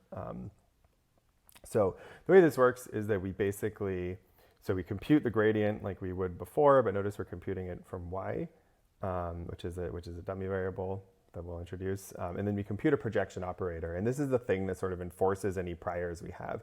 So this would enforce sparsity here. It could enforce non-negativity. It could do both. So that's the same gradient as before. We have projections. And then there's this other term, which is a momentum term. So this basically looks at the difference between iterations, and this helps it converge much faster. So this is the acceleration term. So that's the F in Fista. That's the fast part. Okay, so our A operators are still the same. So here's a little code snippet of using Fista to solve this inverse problem where we're just using non-negativity as a prior. So these first terms here, just update the momentum parameter. This is Nesterov acceleration. You can go read about it if you want. So we do our gradient update, then we take the result of the gradient update, and we simply clip it. So we take at 0. So we take everything that's less than 0 and set it to 0. It turns out that's the projection operator for non-negativity. And then we apply the acceleration term, and then we remember the values of the next iteration. So let's go see that in action.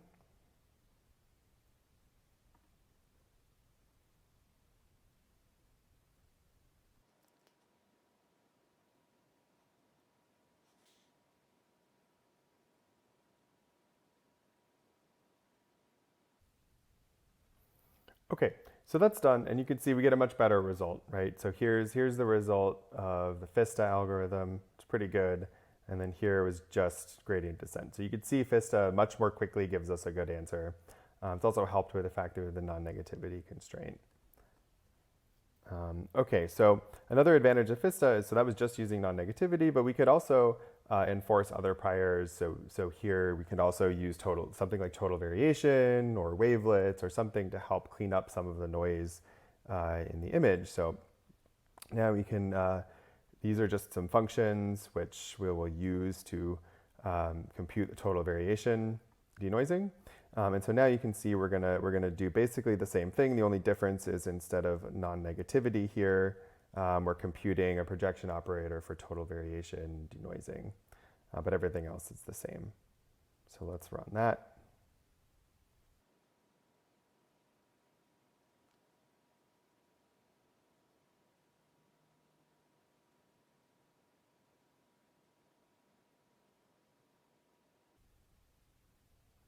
Okay, so that's done. And you can see, so we got a result that's a little smoother, it's a little cleaner, there's a little less noise. So this was the Fista with just non-negativity, and then when we run Fista with total variation, we get a little bit of noise reduction. Yeah, okay, so that's Fista. Now the last thing I want to do is talk about how to do a little toy compressed sensing problem. So the idea here is that we can model erasure as multiplication with a binary mask. So we could sort of generate this binary mask where it's 1 where we want to keep a pixel and 0 where we don't. And we can just multiply that by the result of the cropped convolution and use that to simulate the measurements. The forward model is almost exactly the same and similar with the adjunct. The only difference is we just multiply by this mask at the end, right?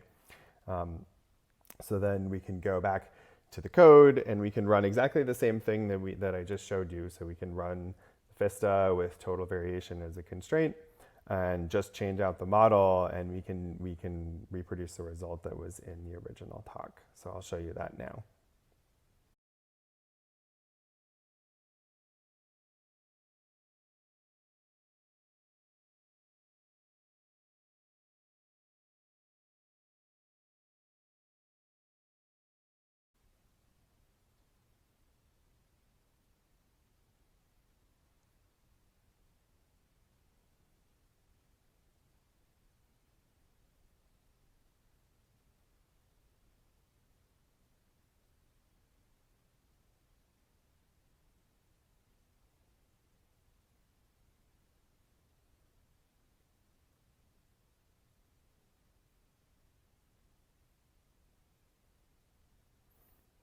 Okay, and the last thing I want to say is that there are other methods of solving this. So alternating direction method of multipliers is something that's been employed in some lensless cameras.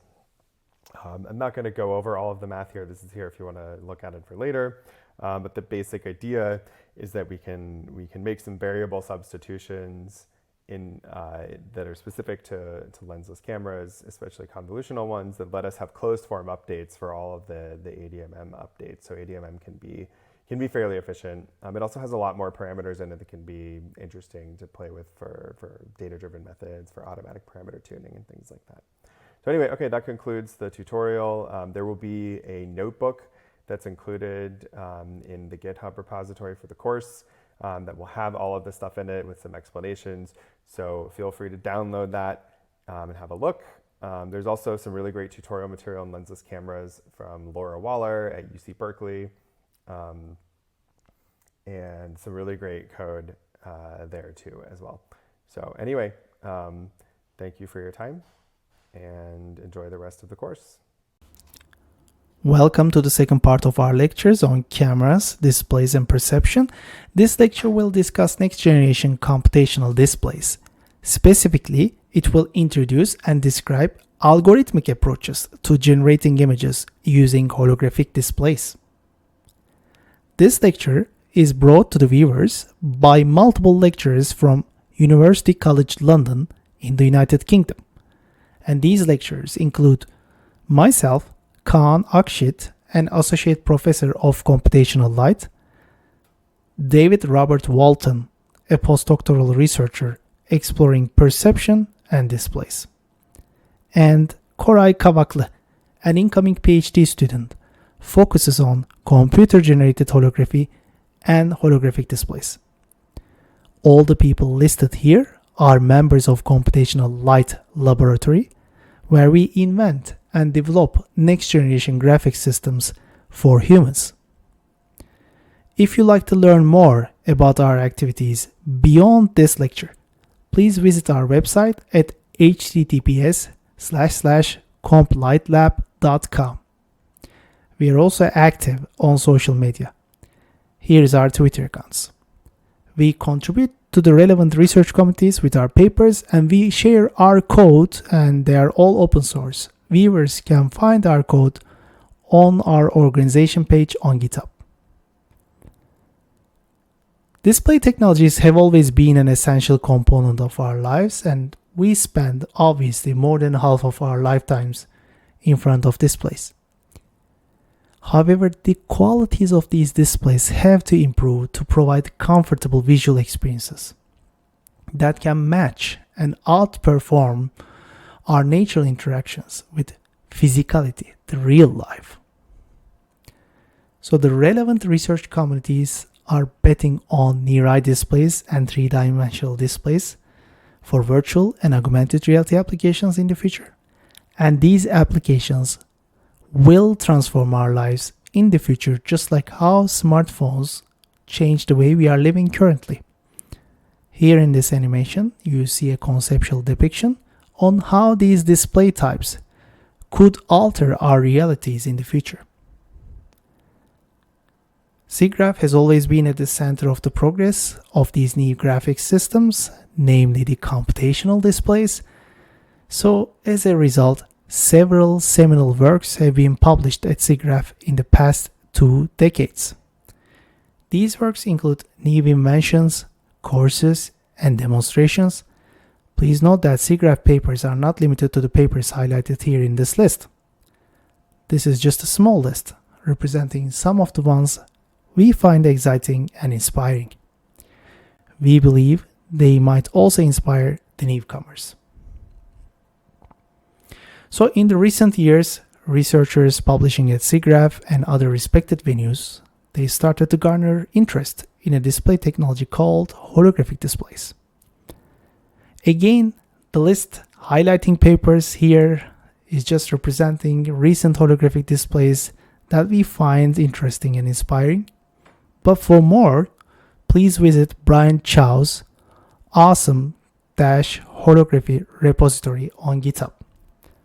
So far, he has compiled a good list of papers especially interesting for newcomers to the field. It makes perfect sense to ask why holographic displays, and especially why holographic displays now. However, to answer these questions, we must first understand the basics and convince ourselves that there are benefits to following this emerging methodology. To grow an understanding of holographic displays, let us look into the description of a holographic display. A holographic display aims to produce a targeted light field using diffraction and interference phenomena. Let us understand this sentence word by word.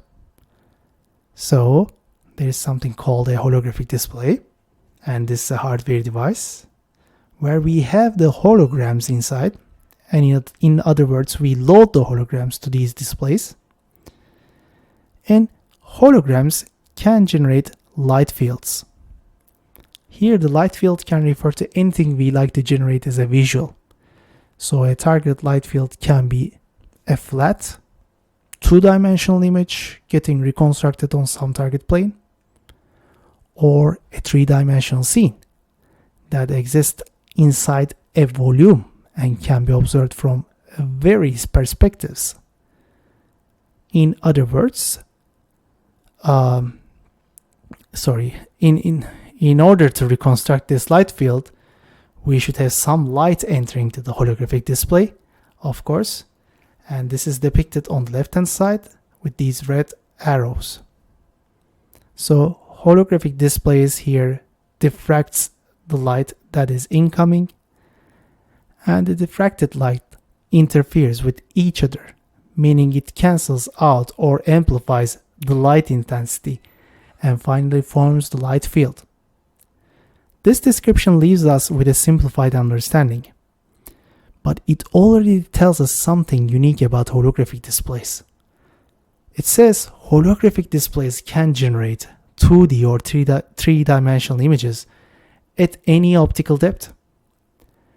So, whereas a conventional display is flat and 2-dimensional, so even leading research prototypes that relies on alternative approaches to holography, they have to sacrifice resolution to replicate the same characteristics of a holographic display. So let me highlight that you can find an interesting survey and a short paper on holographic displays from Chris et al. Is highlighted in the bottom of this slide. And if you're familiar with the concepts of diffraction and interference, please do not hesitate to skip the next two slides.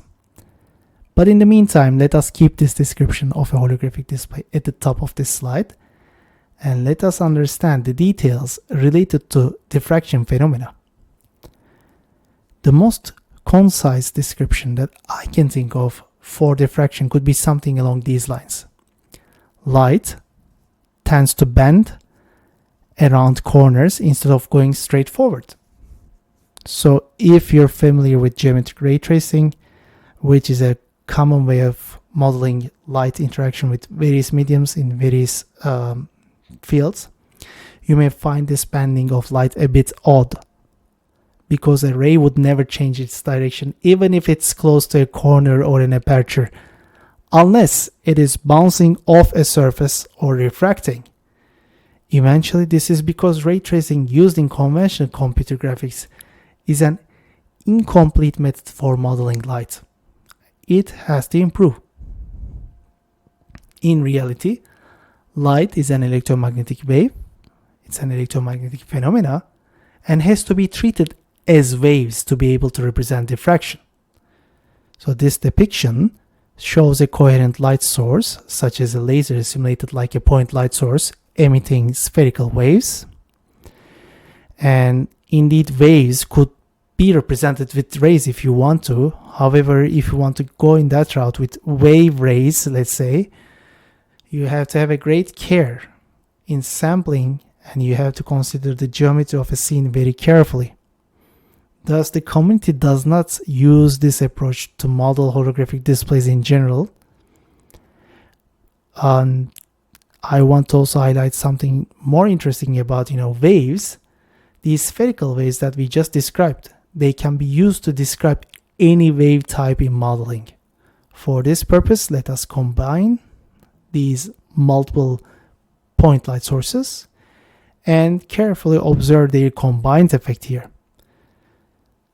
So you can observe from the blue lines that the combined effect of these multiple points help us generate a standing wave in space. So if we were to use ray tracing instead of these standing waves, we would be using some parallel lines, parallel rays, to represent a similar light beam. But if you stick to wave representation, you can see that when light approaches to an aperture, like in this case from multiple point light sources, it diffracts. Instead of going forward, it just bends around the corners and it goes in different directions. People have observed that light behaves exactly like as if there is some, point light sources right at the interface, right at the opening of this aperture, emitting light in various different directions. That's how some people in the past described diffraction in geometric means.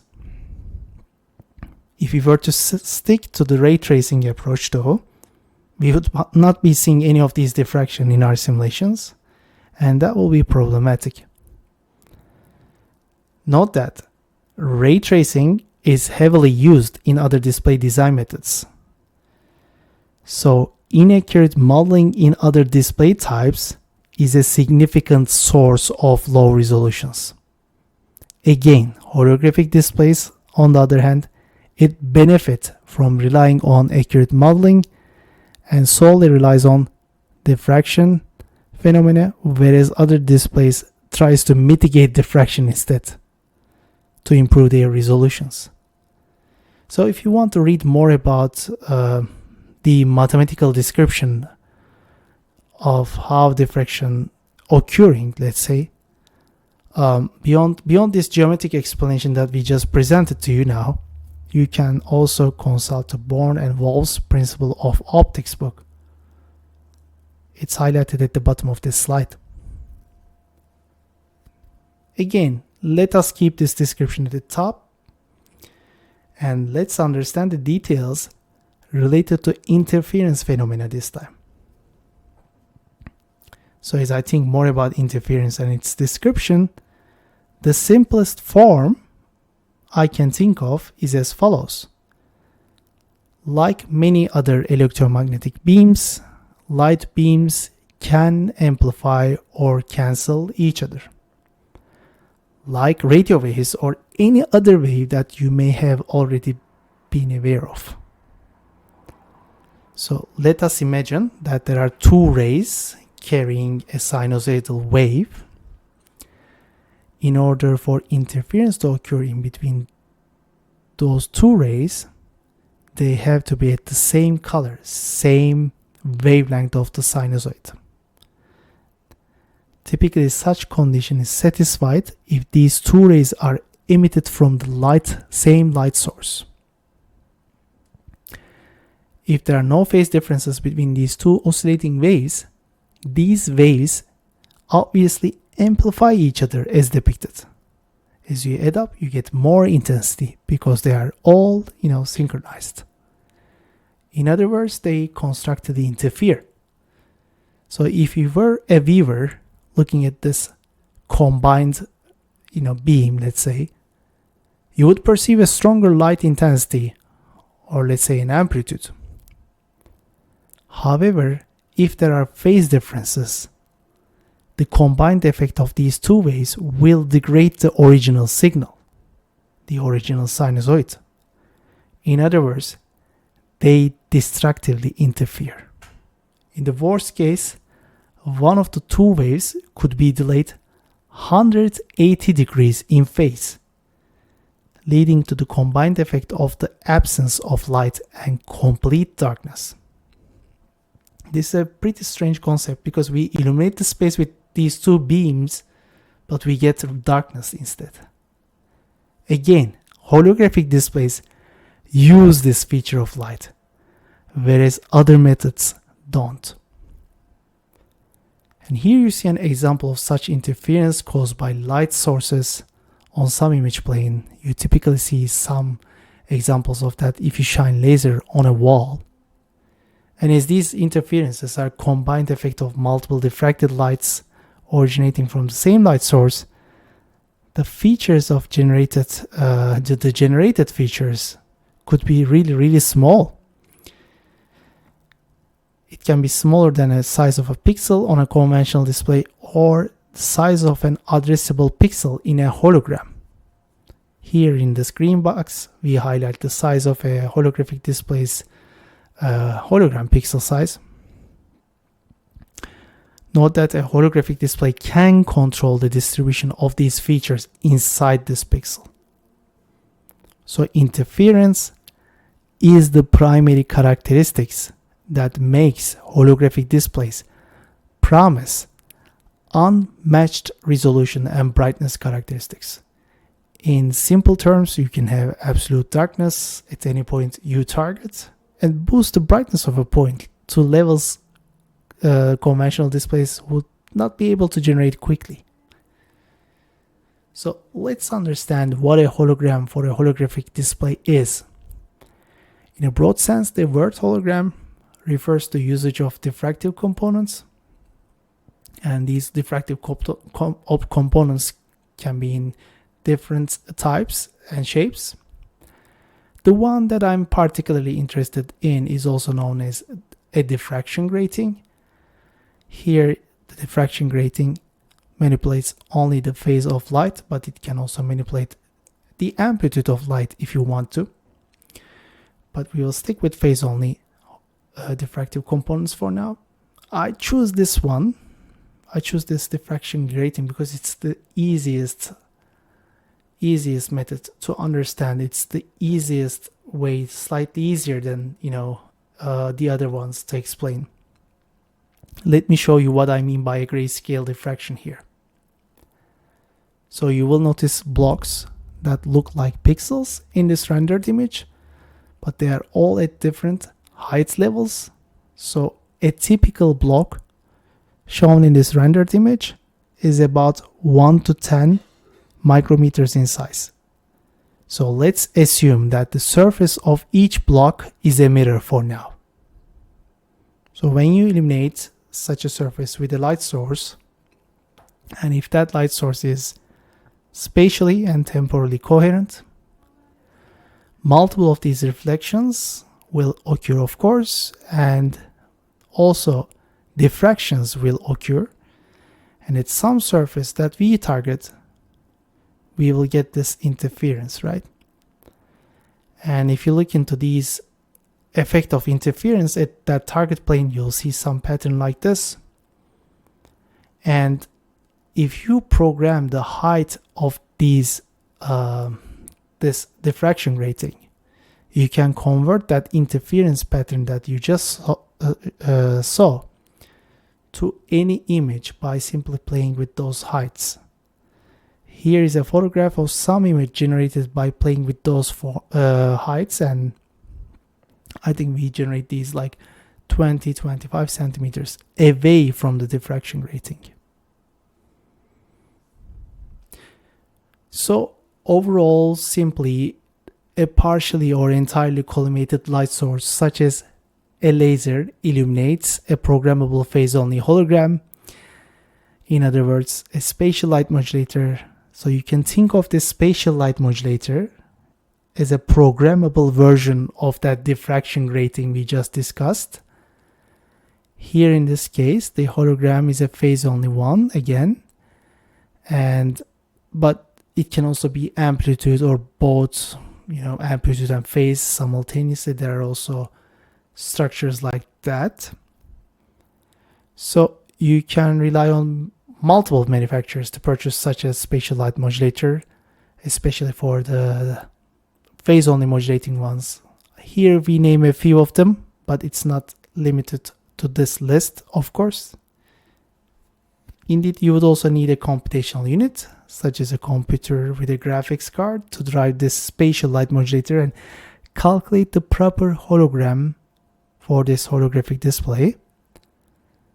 So after all, as the light diffracts from that spatial light modulator and interferes at some desired distance to generate the target light field, you'll get images like this. Here you see a sample three-dimensional light field generated in-house using our methods and holographic display.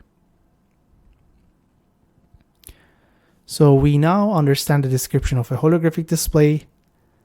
Let us quickly summarize the potential benefits of a holographic display in the future. There are important reasons behind this interest in holographic displays. Obviously, computer-generated holographic displays take advantage of extra dimensions that we just discussed, and they can offer resolutions higher than conventional methods that could not be easily achieved with these other types of displays. And these displays, the holographic displays, can offer accurate dark levels and extended high dynamic range. As these displays use laser light sources, in principle, wider color gamuts could also be achieved. We know that holographic displays can offer both 2D and 3D images at any desired depth. A pixel in a hologram contributes to a large area in the final image. Therefore, we can say these displays, these holographic displays, make the concept of dead pixel absolute. So promises of holographic displays are not limited to this list, but all the promises listed here are not yet fully realized in one single display hardware. So computer-generated holography is very much a critical research problem in the field and open for newcomers. So in order to calculate holograms for these holographic displays, we need a proper model, right? And this model has to be on a computer. So here in this figure, you see a light beam approaching a hologram from left-hand side and gets modulated by a hologram labeled as U0. And light from that hologram diffracts and interferes at some distance, and finally it forms an image.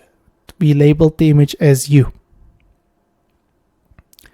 So typically, people use complex numbers to represent any wavefront, including everything you see in the slide. Basically, the light beam, hologram, generated light field, generated images, everything basically. Because it is easier to calculate wavefronts using complex notations, it helps us avoid hard trigonometric conversions if we were to do this with real-valued sinusoidal functions. Last but not least, in this complex representation, A represents amplitude and phi represents the phase of light. We can consider our illumination to be a two-dimensional matrix in this case. It's in the same size of our hologram and it has a homogeneous amplitude distribution, but with some random phase. So in this matrix, our A is equal to 1, but it can be 10, it can be 5, it can be whatever you like basically. But for sake of simplicity, let's keep it as 1 normalized value. And phi is a random value. Our hologram is again a two-dimensional matrix. Since we are working with phase-only holograms, our amplitude in our hologram is set to 1 to make sure that the incoming amplitudes are not modified with this hologram. It's just a phase getting modulated. Here in this hologram, phi represents a value that we want to optimize. These are the heights, the delays of light. If we optimize it correctly, we can generate the target images. In this model, our illumination first gets modulated with our hologram. Here it is represented with simple element-wise matrix multiplication. And we want this modulated beam to travel some distances. We model the light's free space propagation as a convolutional kernel in this case. In other words, each point on our hologram stems a response on the targeted plane. Since cameras and also our eyes measure light intensity, we have to take the absolute second power of the generated light field to calculate the intensity of the final image. So let's look into each block introduced in our previous slide. As you can see on the right hand side, the model, the entire model. So we recommend installing our library to access a set of handy functions for computer-generated holography. In the following slides, we will be relying on our library. It can be installed using the syntax highlighted at the top of this slide, and the source can be found in the provided link. So as a starter, we import the necessary libraries and set the device. You will use these in your Python environment for sure.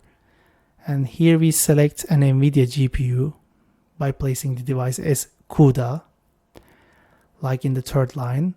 And let's also assume that we will calculate holograms at full high definition resolution for now.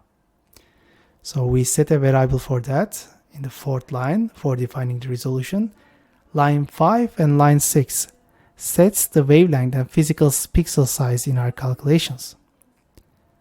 So we define our illumination as a complex two-dimensional array using ODAX functions as in line 9. The inputs used for definitions are amplitude of light, a 2D array filled with ones, and a random phase, just like in lines 7 and 8. So we also define our hologram using the same methods in the defining illumination. However, this time we set the hologram phase as a differentiable variable. For future use, you'll see how this could be handy when you're optimizing hologram, especially with torch auto differentiation. So far so good. So let us look into the remaining parts of this forward model we're building, the forward model of a holographic display. So we can modulate our illumination with our phase only hologram with a simple multiplication as we just discussed. And so far we did not discuss the light transport in great detail, but I should say light transport is a topic that requires its own course basically. Instead, I will briefly state that the primary equation governing light traveling in free space is Rayleigh-Sommerfeld integrals, and it's shown in this slide at the bottom of this slide with this red box. So here we show our code providing how we propagate our modulated beam with a function that takes in the beam distance and the beam itself and the pixel pitch and wavelength. Note that ODAC implements various simplified versions of Rayleigh-Sommerfeld integral. The type chosen here is band-limited angular spectrum, but ODAC supports differentiable versions of band-limited angular spectrum, transfer function, Fresnel, impulse response Fresnel, and Fraunhofer. ODAC also provides other types of non-differentiable forms. For more, please see odac.learn.wave and odac.wave submodules.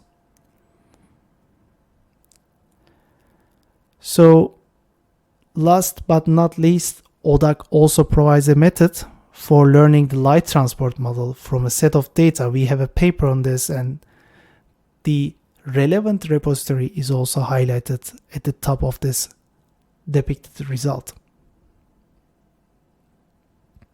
Finally, we can now calculate the image generated using this model, as in this naive line, absolute and second power.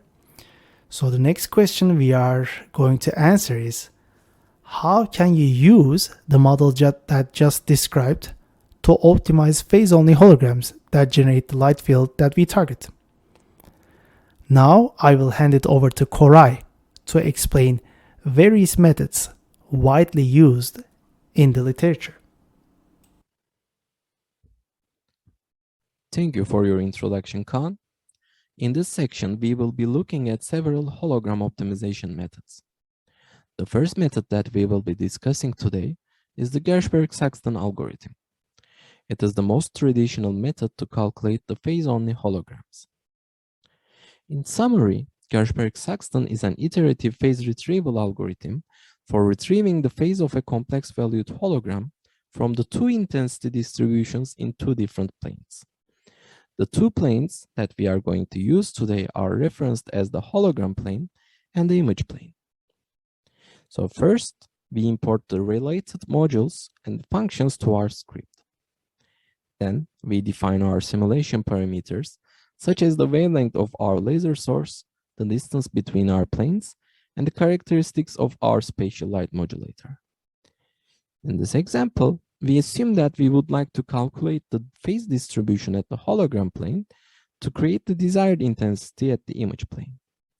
So we need to initialize our variable for phase distribution and load the desired target image. At this point, we need to know one more intensity distribution to find the corresponding phase. And luckily, we also have access to the intensity distribution at the hologram plane, since we already know the intensity distribution of our light source. As Kaan explained previously, the intensity distribution at the hologram plane is uniform for a typical collimated light beam. And we can assume that the intensity equal to the 1 for all the pixels at the hologram plane.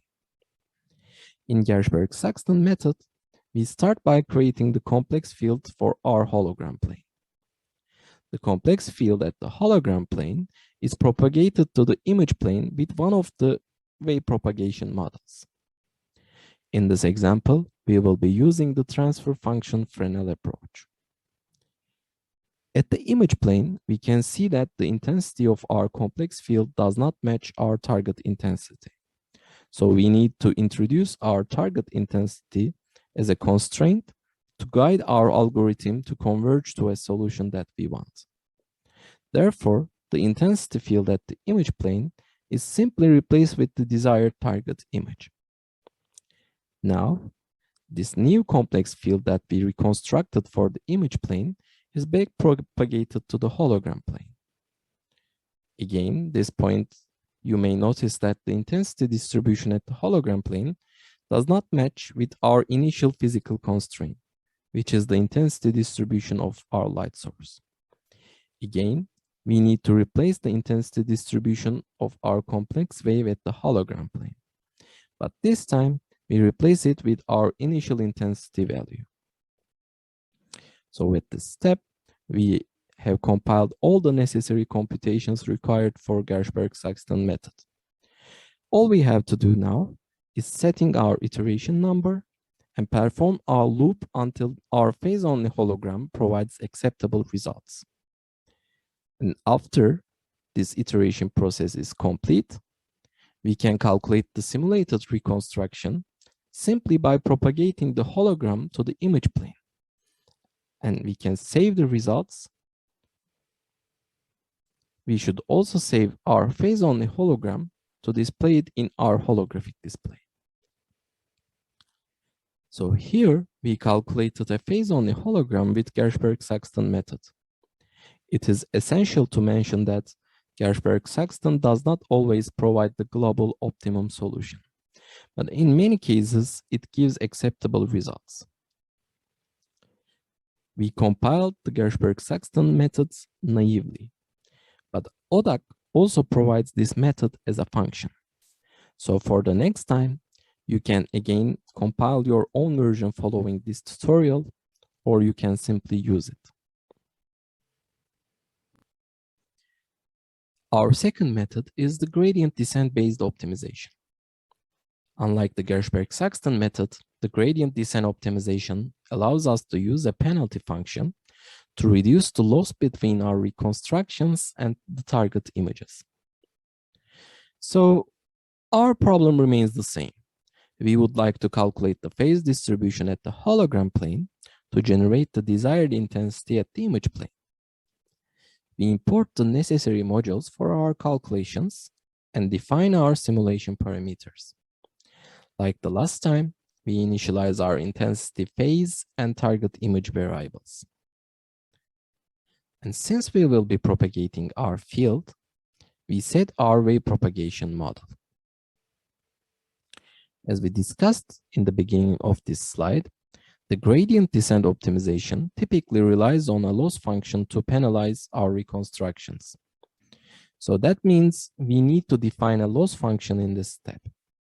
In the literature, the most common loss function that is used for phase-only hologram generation is mean squared error. So let's set our loss function and a hyperparameter that will be helping us with the convergence. And now we are ready to start our optimization routine. We start by propagating the complex field to the image plane. At the image plane, we can calculate the loss by comparing the intensity of our reconstruction to the target intensity. With the newly acquired loss value, we define our loss field at the image plane. The loss field at the image plane is backpropagated to the hologram plane. Now, we are ready to update our complex field at the hologram plane with respect to the loss field that we have traced. And like what we have done in Gershberg-Saxton method, we should replace the intensity of the field with the intensity of the light source. And at this point, we have completed a single iteration. Now, all we have to do is set an iteration number and perform our loop to reduce the loss. Once this iteration process is complete, we can calculate the simulated reconstruction by propagating the hologram to the image plane and save the results. Finally, we can save our phase-only hologram for our spatial light modulator. Now that we have finished with gradient descent, we can mention that the gradient-based approaches require more computation resources than the Gershberg-Saxton method. However, they can provide phase-only holograms that can generate better optical reconstructions with the help of loss reduction. Like the Gershberg-Saxton method, gradient descent optimization is also available in ODAC. As our third phase-only hologram calculation method, we will be looking at double phase amplitude encoding. Unlike the previous methods that we have seen so far, this method is not iterative and provides direct phase coding. So at this point, we learned that our motivation is to come up with a phase-only hologram which can generate the target intensity at the image plane. As always, we start by importing the necessary functions and defining our simulation parameters. The double phase method allows us to encode the complex modulations. So unlike what we have done previously, we start our calculations at the image plane. So we initialize our phase, intensity, and generate the complex field to represent the image plane. As a next step, we backpropagate this complex field to the hologram plane. Now, what we have is a complex field which is required to be displayed at the hologram plane. However, by now we know that this field should be encoded in phase-only manner. To do so, we can represent the complex field by decomposing it into two phase values. In this way, we can explicitly encode the amplitude and the phase of our field as a sum of two phase parameters. These phase values can be encoded by creating a mosaic-like structure into a single image. As a result, we obtain a phase-only hologram that contains a grid-like high-frequency patterns. And finally, we can calculate the simulated reconstruction and save it along with our phase pattern. As final words, we should mention that the grid-like structure that double phase method introduces creates some additional copy images of the target image. These copy images can be optically filtered in the real setup. However, due to this constraint, this method remains less light efficient than the other methods that we have discussed so far.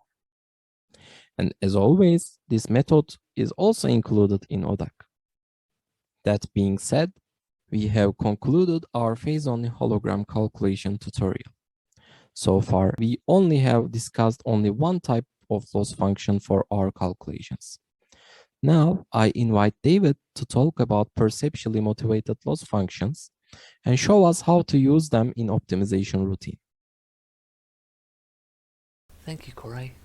In this section, I will introduce the concept of perceptual loss functions and show a specific example using a loss function from ODAC that exploits visual pooling.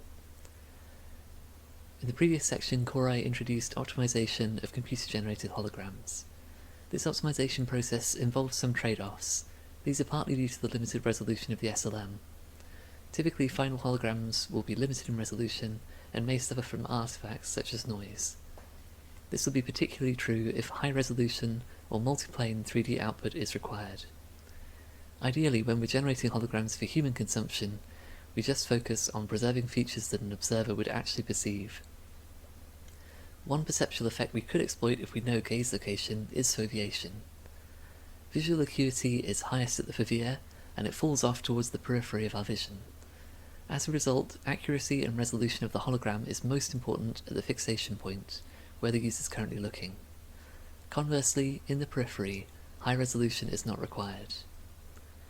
In fact, some noise in the periphery may be permissible, as long as it is at too high a frequency for an observer to perceive. So in fact, this might be the kind of output we might want our perceptual loss function focused on foveation to allow, where noise is permitted provided its frequency content and eccentricity mean that an observer wouldn't be able to see it. This is the idea behind some existing foveated holography methods, including, for example, Chakravartula et al. Note that this image is just an illustrative example and isn't an output of their approach. Actually, we can do better than this by exploiting pooling as well as visual acuity. So in addition to the drop in resolution in the periphery, features are pooled by early stages of the human visual system, effectively only preserving their statistics over regions of the image. This allows for the creation of ventral metamers to images, as introduced by Freeman and Simoncelli. Despite the difference between a metamer and an image, metamers share their statistics with a given target image, and appear correct with the correct fixation. Here is an example. The metameric loss in ODAC is based upon our computationally efficient pooling model from our paper Beyond Blur, as is the example metamer shown here. This model uses local means and variances over a steerable pyramid decomposition of the image. In the metameric loss, we compute the statistics for the image and target, and then the loss is the weighted difference between them.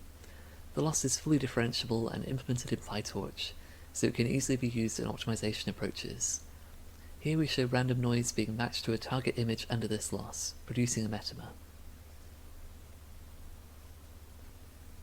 Next, we will show an example of using this loss in ODAC as part of a computer-generated holography optimization. As you will see, it can be used in the same way as any other differentiable loss function.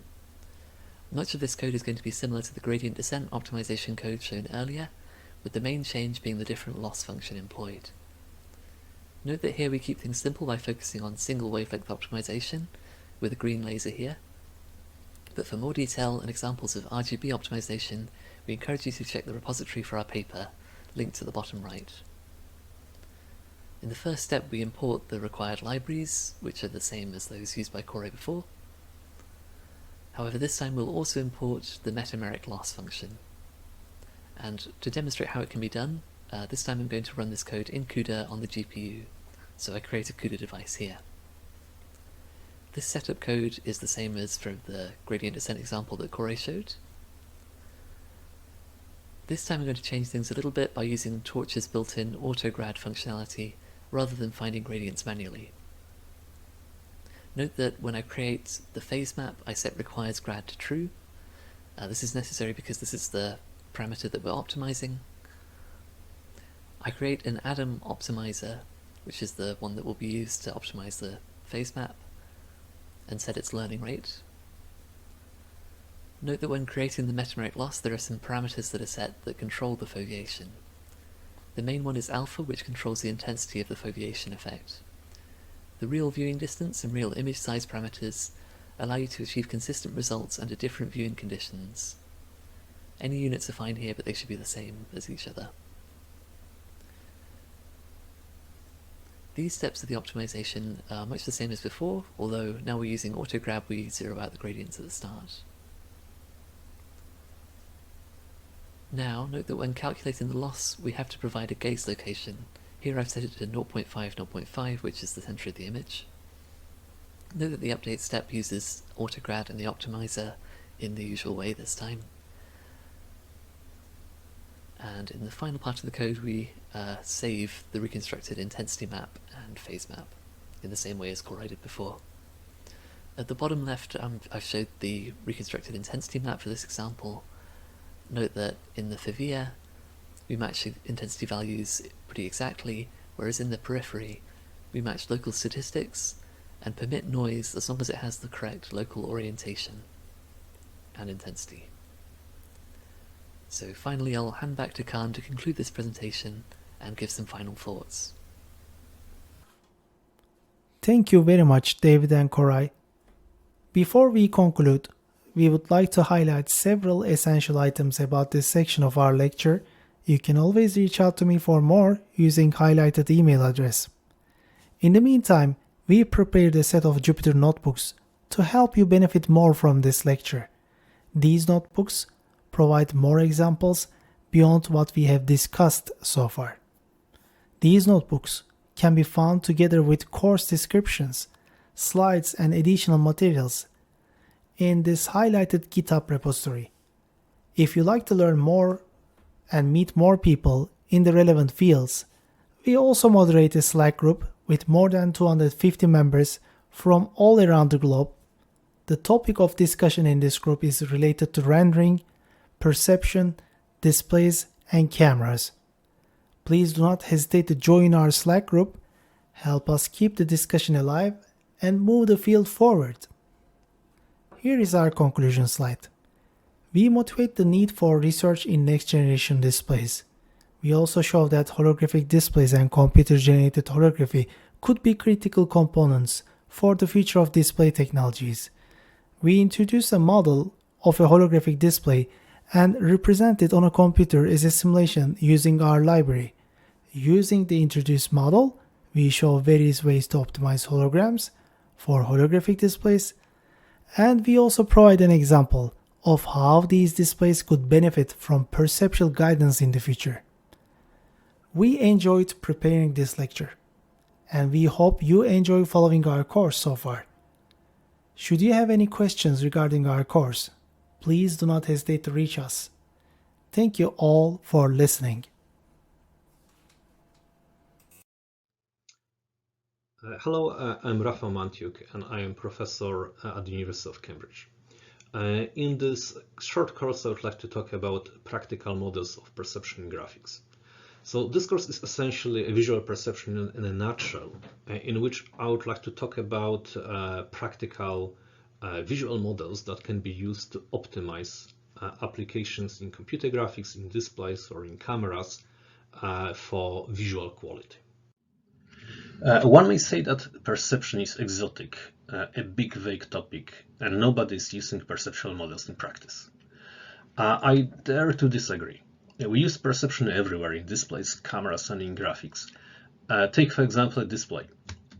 We would not be able to reproduce almost all visible colors if our visual system did not reduce infinite number of wavelengths to just 3 dimensions, so that we can drive any display with only 3 primary colors. Moreover, we do not even need to mix those 3 primaries in a display. We can subdivide each pixel into RGB subpixels, and our visual system will mix those for us, either over a small spatial extent or over time because of the finite integration time of our visual system. We quite often take advantage of the fact that our perception of grayscale or achromatic contrast is very different from the perception of chromatic contrast. Because of that, we often arrange subpixels in cameras in RGB pattern so that we end up with higher achromatic and lower chromatic resolutions.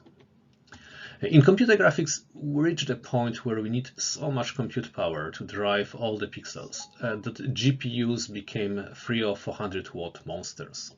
And the only way to reduce computational load is to exploit perceptual limitations. This could be our inability to discern details in the parafovea, in foveated rendering, or to adaptively control shading resolution or even frame rate so that we can deliver the best quality with limited resources. So perception is in all those areas is all about making the final result, the image, look as good as it needs to be, so that we are not wasting any resources. So this tutorial will consist of 3 parts. First, I will talk about light and color, because I believe this is a prerequisite to understanding any aspects of psychophysics of visual perception. Then I will talk about sensitivity to luminance, which is probably the core thing to understand about the way we perceive light and how we want to represent this light in a perceptually uniform manner.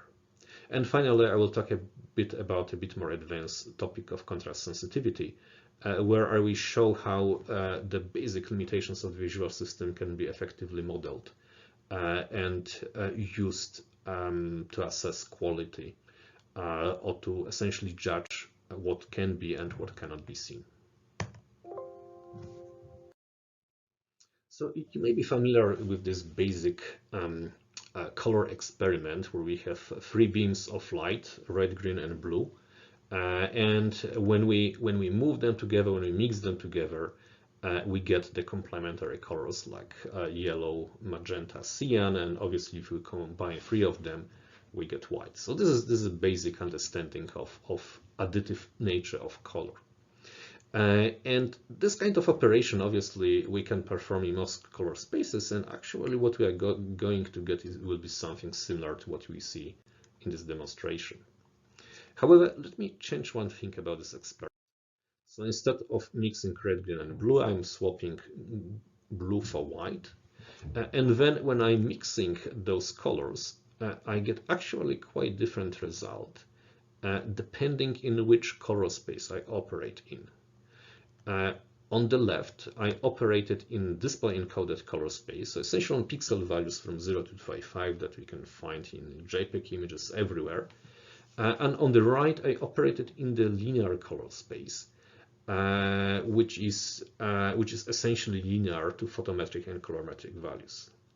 And those 2 simulations, both of those simulations cannot be correct, so one of them must be wrong. And as you can guess, the one on the left is incorrect. We cannot really find a correct linear color mixtures, the ones that we would expect to find in the real world, where we mix the beams of light. We cannot really simulate those on display encoded or gamma corrected pixel values. We need to operate in so-called linear color spaces. And this distinction between display encoded and linear color spaces is probably a fundamental thing to understand even before we start thinking about modeling visual perception. And unfortunately, too often this distinction is just ignored or not really treated seriously, leading to many incorrect assumptions and mistakes that can be found even in published papers or in textbooks. So what is the difference between display encoded and linear color spaces? The display encoded color spaces are those for which the values can be directly sent to a display to drive pixel values. And examples of that is sRGB, probably the most often used color space, Adobe RGB if we want to have a bit bigger color gamut, and if you want to encode HDR images, we can use BT2100, perhaps with PQ transfer function. So those color spaces are also known as gamma encoded or gamma corrected, and this is for non-high dynamic range content. The nice thing about this is that they are approximately perceptually uniform, which means that when we are modifying pixel values, the effect of our modification is the same regardless of the pixel value. And because of this perceptual uniformity, they can be also efficiently encoded as integer values with a fixed bit depth, like 8, 10, or 12 bits per color channel. Linear color spaces are most often used to model physics of light, any light interactions like the linear mixture of light that I showed in the previous slide, or perception. And for that reason, this is really important to know the distinction between linear and gamma corrected, because all the models I'm going to talk about will operate on the linear color values. Examples of those could be a linear RGB, say XYZ, device-independent color space, or Kaan responses L, M, and S. And those color spaces are obviously often used in physically based rendering. They are strongly perceptually non-uniform, and in the next part I will talk how we can actually address this problem. And because of a lack of perceptual uniformity, we require higher bit depth to represent colors in the spaces, typically between 12 and 16 bits, or even floating point values to represent the colors faithfully without quantization artifacts. And below I'm showing just a formula that we can use to convert from linear to display encoded color space. We typically use primes to denote that the color primaries are display encoded. And in case of standard dynamic range images, we could just use the power function of 2.2, known as gamma, to compress linear color values into display encoded colors values. And the opposite we can do to convert it back. Here the assumption is that red, green, and blue values are between 0 and 1.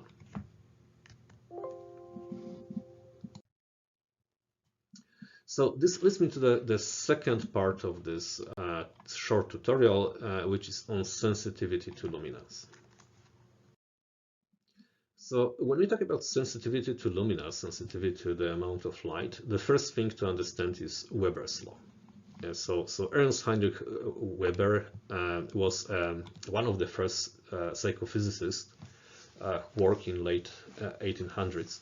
And what he proposed is that the just noticeable difference, so the tiniest difference that the human eye can see, is proportional to the magnitude of the stimulus. So if we have a stimulus shown on a uniform background of the luminance L, and we slightly increase the luminance by the difference of delta L, the smallest difference that is perceived to the human eye is proportional to the background luminance. So we have this kind of proportion should hold true across a range of conditions. So Weber was not exactly right about this law. This law actually is not a law, it's kind of more observation that holds for limited set of conditions, but is surprisingly useful as a first order approximation of what our visual system actually does. What's the consequence of the Weber law? So the consequence of Weber law is that the smallest detectable difference in luminance depends on the background luminance, obviously. So let's say that the Weber fraction k is 1%, and it means that when we are looking at a background of the luminance of 100 candela, we may be able to detect about 1 candela per square meter difference. However, if we drop the luminance of the background to 1 candela, now we can see as small differences as 1/100 of a candela. This also means that adding or subtracting luminance will have very different visual impact depending on the background luminance. Unlike display encoded luma values, luminance values are not perceptually uniform, something that I stress out in the earlier part of this tutorial. So how can we make luminance more perceptually uniform? And we can do it using so-called Fechnerian integration. What we want to do, we want to convert physical luminance in candela per square meter into abstract response of the visual system in such a way that when we increase the luminance by the detection threshold, by the smallest detectable difference in luminance, we want to increase response of the visual system by 1 unit. And if you think about this, we can easily express it with an equation, with actually differential equation, telling us that the tangent of our unknown mapping function, or the derivative of our mapping function, should be 1 over L. So the derivative of our abstract function mapping luminance into abstract response units should be 1 over the detection threshold. From the Weber law, we know that the detection threshold is not constant. It actually is a function of luminance, and it will vary depending where we are in the luminance space. So once we have this equation, it's actually relatively easy to solve. We just need to calculate an integral of that function from some minimum luminance to the luminance that we are interested in. And this is nothing else as a essentially continuous form of the cumulative sum. So now we can put this technique into practice, assuming the Weber law. So we have the Weber law that delta L over L equals a constant. Then we have a transducer function from the previous slide, and we can plug delta L into our transducer function to get that the response of the visual system to light equals the integral of 1 over KL, where because K is a constant, we can pull it out of the integral. And what we get is that the response of the visual system to light is 1 over K times the logarithm of L plus a constant. And this is obviously comes from the fact that the integral of 1 over L is just the logarithm of L. This relationship showing that the response of the visual system to luminance is approximately logarithmic is known as the Fechner law, or sometimes as the Weber-Fechner law. It's actually very practical, good first-order approximation of how we perceive luminance, or how we perceive light. It's very useful because we can convert linear color values into a logarithmic domain, and then all the operations become much more meaningful. The color is easier to operate on. And this is especially true and especially useful when we don't know the absolute color values. We don't know exactly how many candles per square meter we are operating on, when we need to work with relative luminance values. And one also important observation is that because luminance is strongly perceptually non-uniform, one thing to make luminance more intuitive, more understandable, is that whenever we plot anything as a function of luminance, luminance should be always plotted on the logarithmic scale. So I said that the Weber and Fechner law are only first-order approximations. So how can we actually be more accurate? More accurate detection thresholds can be derived from so-called contrast sensitivity function, which I will explain in more detail in the final part of this course. But Weber law, if we plot Weber law as a function of detection threshold delta L with regard to background luminance L, on a log-log plot, if we use the log scale on both axes, what we get is a straight line. And the actual detection thresholds that we can measure for a large range of conditions are not going to exactly follow this straight line, and they will differ depending on what kind of assumptions we make, what kind of patterns we want to detect. Over here, I'm showing an example of thresholds for small contrast edges, like those that can be found on this kind of banding patterns. So this is essentially the delta L is the difference between different steps of this banding pattern, and we are interested in what's the smallest delta L that makes those patterns still visible. And when we derive it from CSF function, we get something that is almost straight line, but not completely. And I won't go into detail how it was derived. Everything can be found in the paper that I show over here. But what I want to do is to show how to use this kind of data derived from CSF or any other model to find a better response of the visual system to light. And this can be done simply by, instead of using a Weber law, we have our function t that gives us delta L for given L, and that could be a lookup table, it could be analytically derived. And we simply plug it into the same transducer function as before, and we compute this kind of response this time numerically.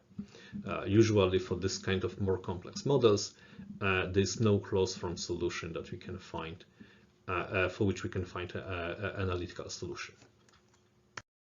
And when we do it, we get a function like the one shown in the slide, which is slightly different from the one I showed before. And what it does, it transforms luminance in candela per square meter into perceptually uniform value, approximately perceptually uniform value, following our procedure, following our integral.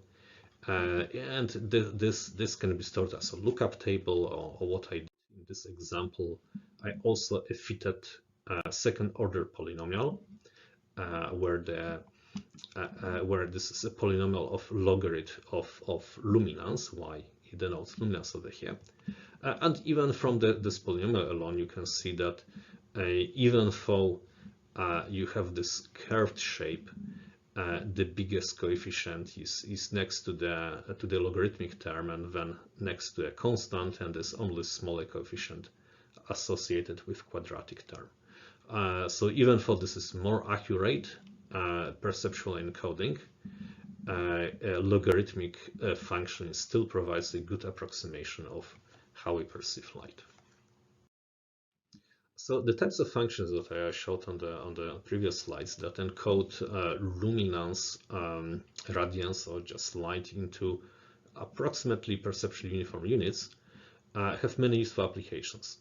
By the way, I sometimes call this kind of encoding J&D encoding, where J&D is just noticeable difference. Probably the first application of this kind of encoding was a DICOM grayscale function, which is a standard used in medical monitors to encode MRI or CT scans into 10-bit images that are scaled in such a way that the visibility between different grayscale levels is approximately perceptually uniform. This is obviously important for the medical diagnosis.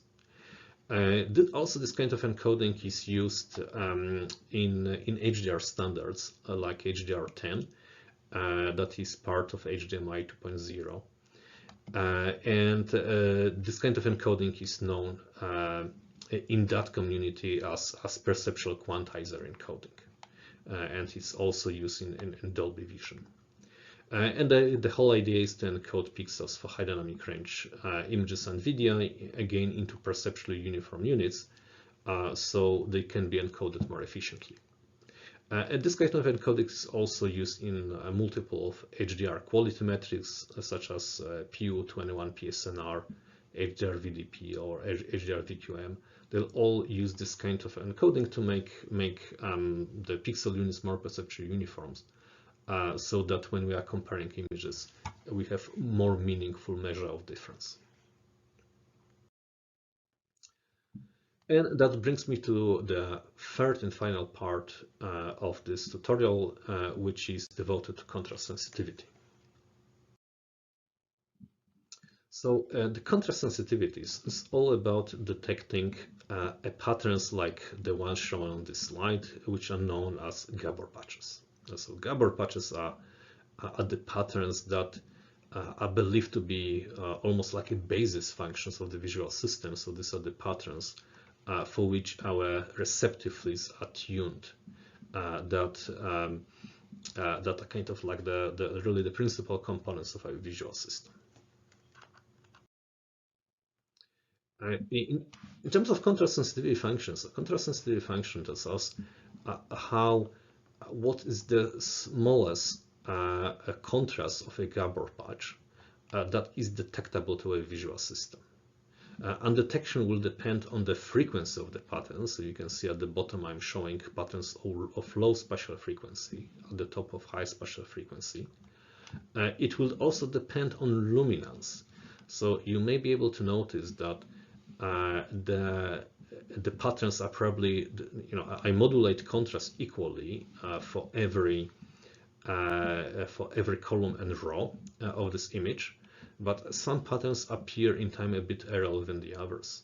And for example, it's probably easier to spot the patterns for brighter colors and for medium frequencies than for either very high frequencies or even very low frequencies. So we use contrast sensitivity to model contrast detection in the visual system. So visual system itself is obviously incredibly complex. If we were to model it faithfully, we need to account for cornea, lens, photoreceptors, LGN, obviously visual cortex. Others may involve modeling the focus, aberrations, glare, adaptation, spectral sensitivity of the photoreceptors, luminance masking, color opponency, parva and magnocellular visual pathways, spatial orientation selective channels, contrast masking, integration, detection, and so on. And this all can be done, but it leads to very complex models. A bit of a shortcut is to instead of modeling all those mechanisms individually, we could try to build end-to-end model that takes as input the specification of our stimuli, what kind of pattern we are showing to the observer, and then measuring whether this pattern is visible or not. And this kind of function, end-to-end measurement of the detectability of a pattern, is known as contrast sensitivity function. So I mentioned Gabor patches. So Gabor patches are patterns like the one shown over here that are built by taking a sinusoidal grating that runs horizontally, vertically, or in any direction, and multiplying by a Gaussian envelope, by a Gaussian function. And this Gaussian function serves a purpose of limiting the size of the stimulus. Why? Because the larger is the pattern, the more cycles we can see, the easier it is to detect patterns. So in order to control it, we want to restrict the size. Because of that, we could say that some Gabor patches have fixed size, so the radius of the Gaussian envelope is fixed. Or we can fix the number of visible cycles. So let's say that we can see only 1 or 2 cycles. And just for completeness, I include also the equations. So the sinusoidal grating has certain background luminance, modulation, which controls the contrast, and spatial frequency, usually given in cycles per visual degree. And then our Gaussian aperture is just a two-dimensional Gaussian function that we multiply with our sinusoidal grating. To understand contrast sensitivity, it's important to understand how is it measured. And contrast sensitivity is typically measured in so-called N-alternative first choice experiments, where in this case 2 different patterns are shown. Only one of them contains the grating, the Gabor patch, and the other is just flat, uniform. And then the question asked the participant is, does interval A or B contain the pattern? And the participant, in case of 2 alternative first choice experiment, could be either right or wrong. And we can use those responses measured for different luminance modulation, for different contrasts of this Gabor patch, to measure the probability of giving the correct answer. And the probability in principle should not fall below 0.5, because even if the participant doesn't see the pattern, he or she still has a 50% chance of guessing right. And in order to find the exact detection threshold, we typically assume certain probability, like probability equals 75%, and we assume that probability corresponds to detection threshold for particular Gabor patch. So the contrast of the Gabor patch is typically represented in the units of so-called Michelson contrast, which is essentially a modulation, the amplitude of the modulation divided by the mean luminance. Or alternative equation is to take the maximum and minimum and divide the difference between the two by the sum of the two. Sensitivity is the inverse of detection threshold. So assuming that detection threshold, we are computing detection threshold for the probability of 75%, we know what kind of contrast corresponds it to.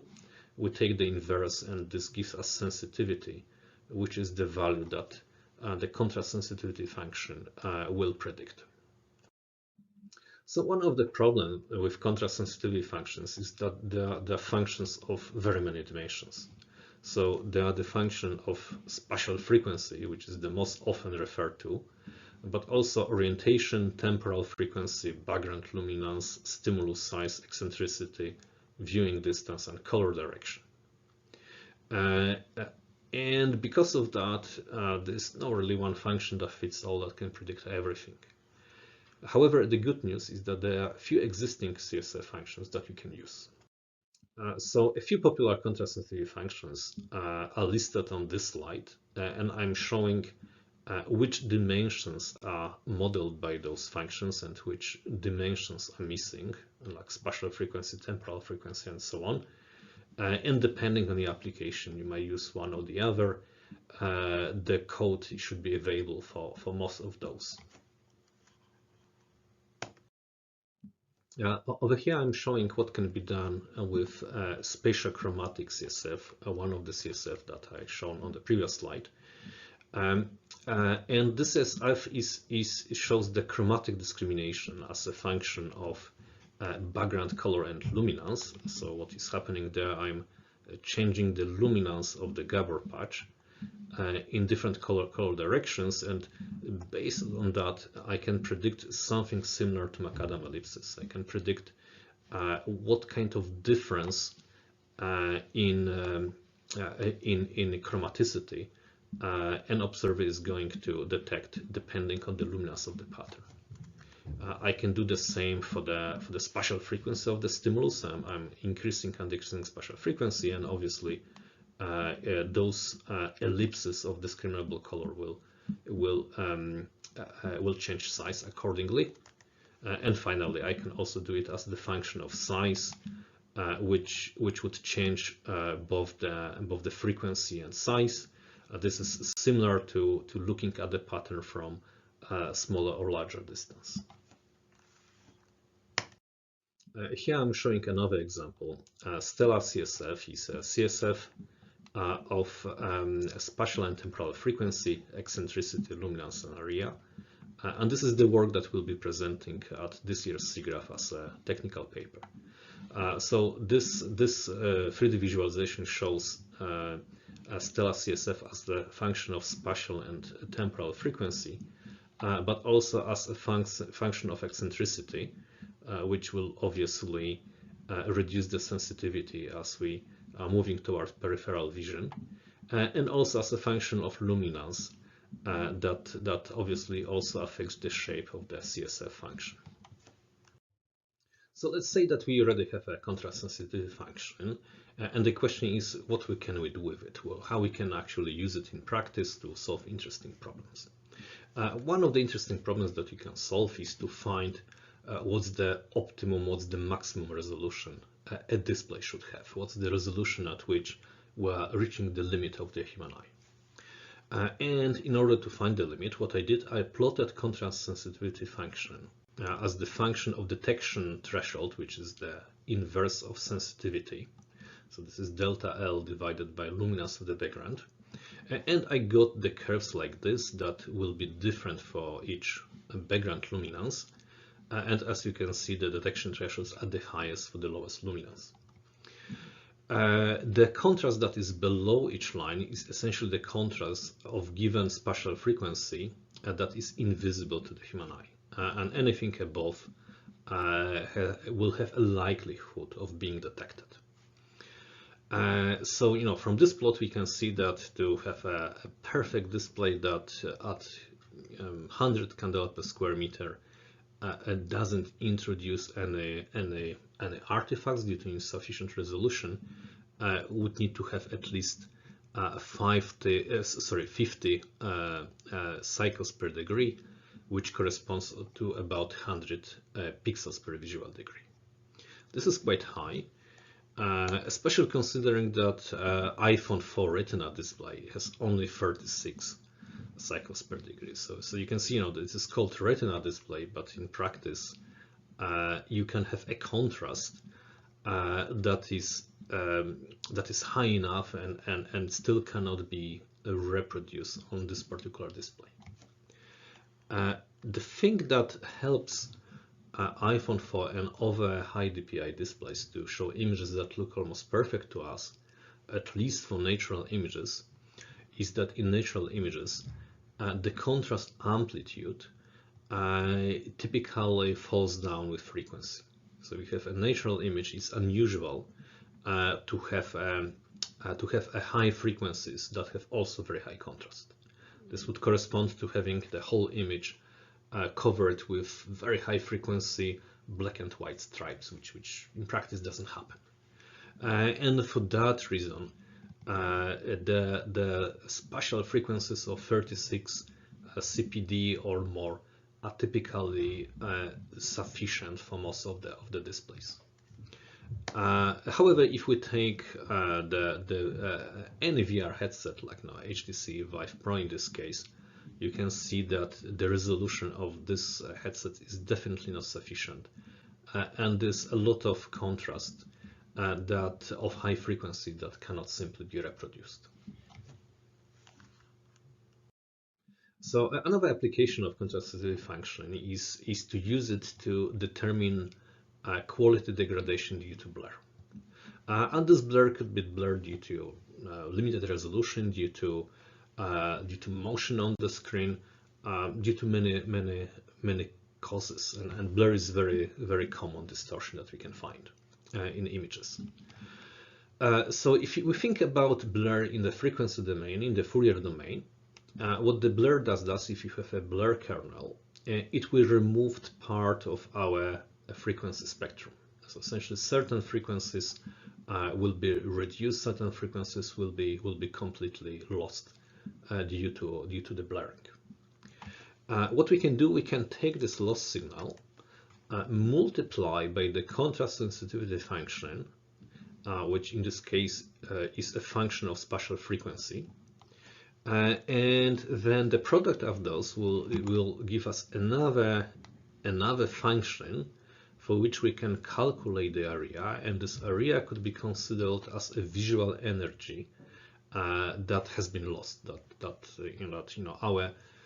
The blur essentially caused this kind of distortion. And what has been shown that the quality degradation, the perceived quality degradation in images, is quite closely correlated with this visual energy, which is an integral of that function. So let's summarize what we talk about in this course. So first, I talk about light and color, and I stress out that perception and physics and optics must be modeled in linear color spaces. We cannot really model perception in gamma-corrected color spaces. Second, I talk about sensitivity to luminance and a very useful trick of converting linear luminance into logarithmic values so that they are approximately perceptually uniform. So this is the first order approximation that accounts for the Weber law, that is maybe not very accurate, but is invariant to absolute luminance. So we can apply also this logarithmic transformation to relative luminance and radiance values. If we want to be more accurate, we can use PU21 or PQ transformations, which are better approximations, but for those we need to know absolute luminance values in candela per square meter. Finally, I talk about contrast sensitivity, which is end-to-end model of contrast detection, which sets the limit of the visual system, and it could be helpful to predict, for example, quality loss due to blurring but it's also useful for many other applications. CSF is also a building block of many more complex visual models and visual metrics that account for the low-level perception. So I hope that in this course you either learned something new or you could see a new perspective on the things that you have already know. And I hope that this course will encourage you to experiment with perceptual models, with perceptual uniform encodings, with contrast sensitivity to optimize your applications, not for mathematical error, but for perceived error that accounts for the perceptual limitations of the visual system. Thank you for listening. Thank you for your time, and I hope you found this course useful.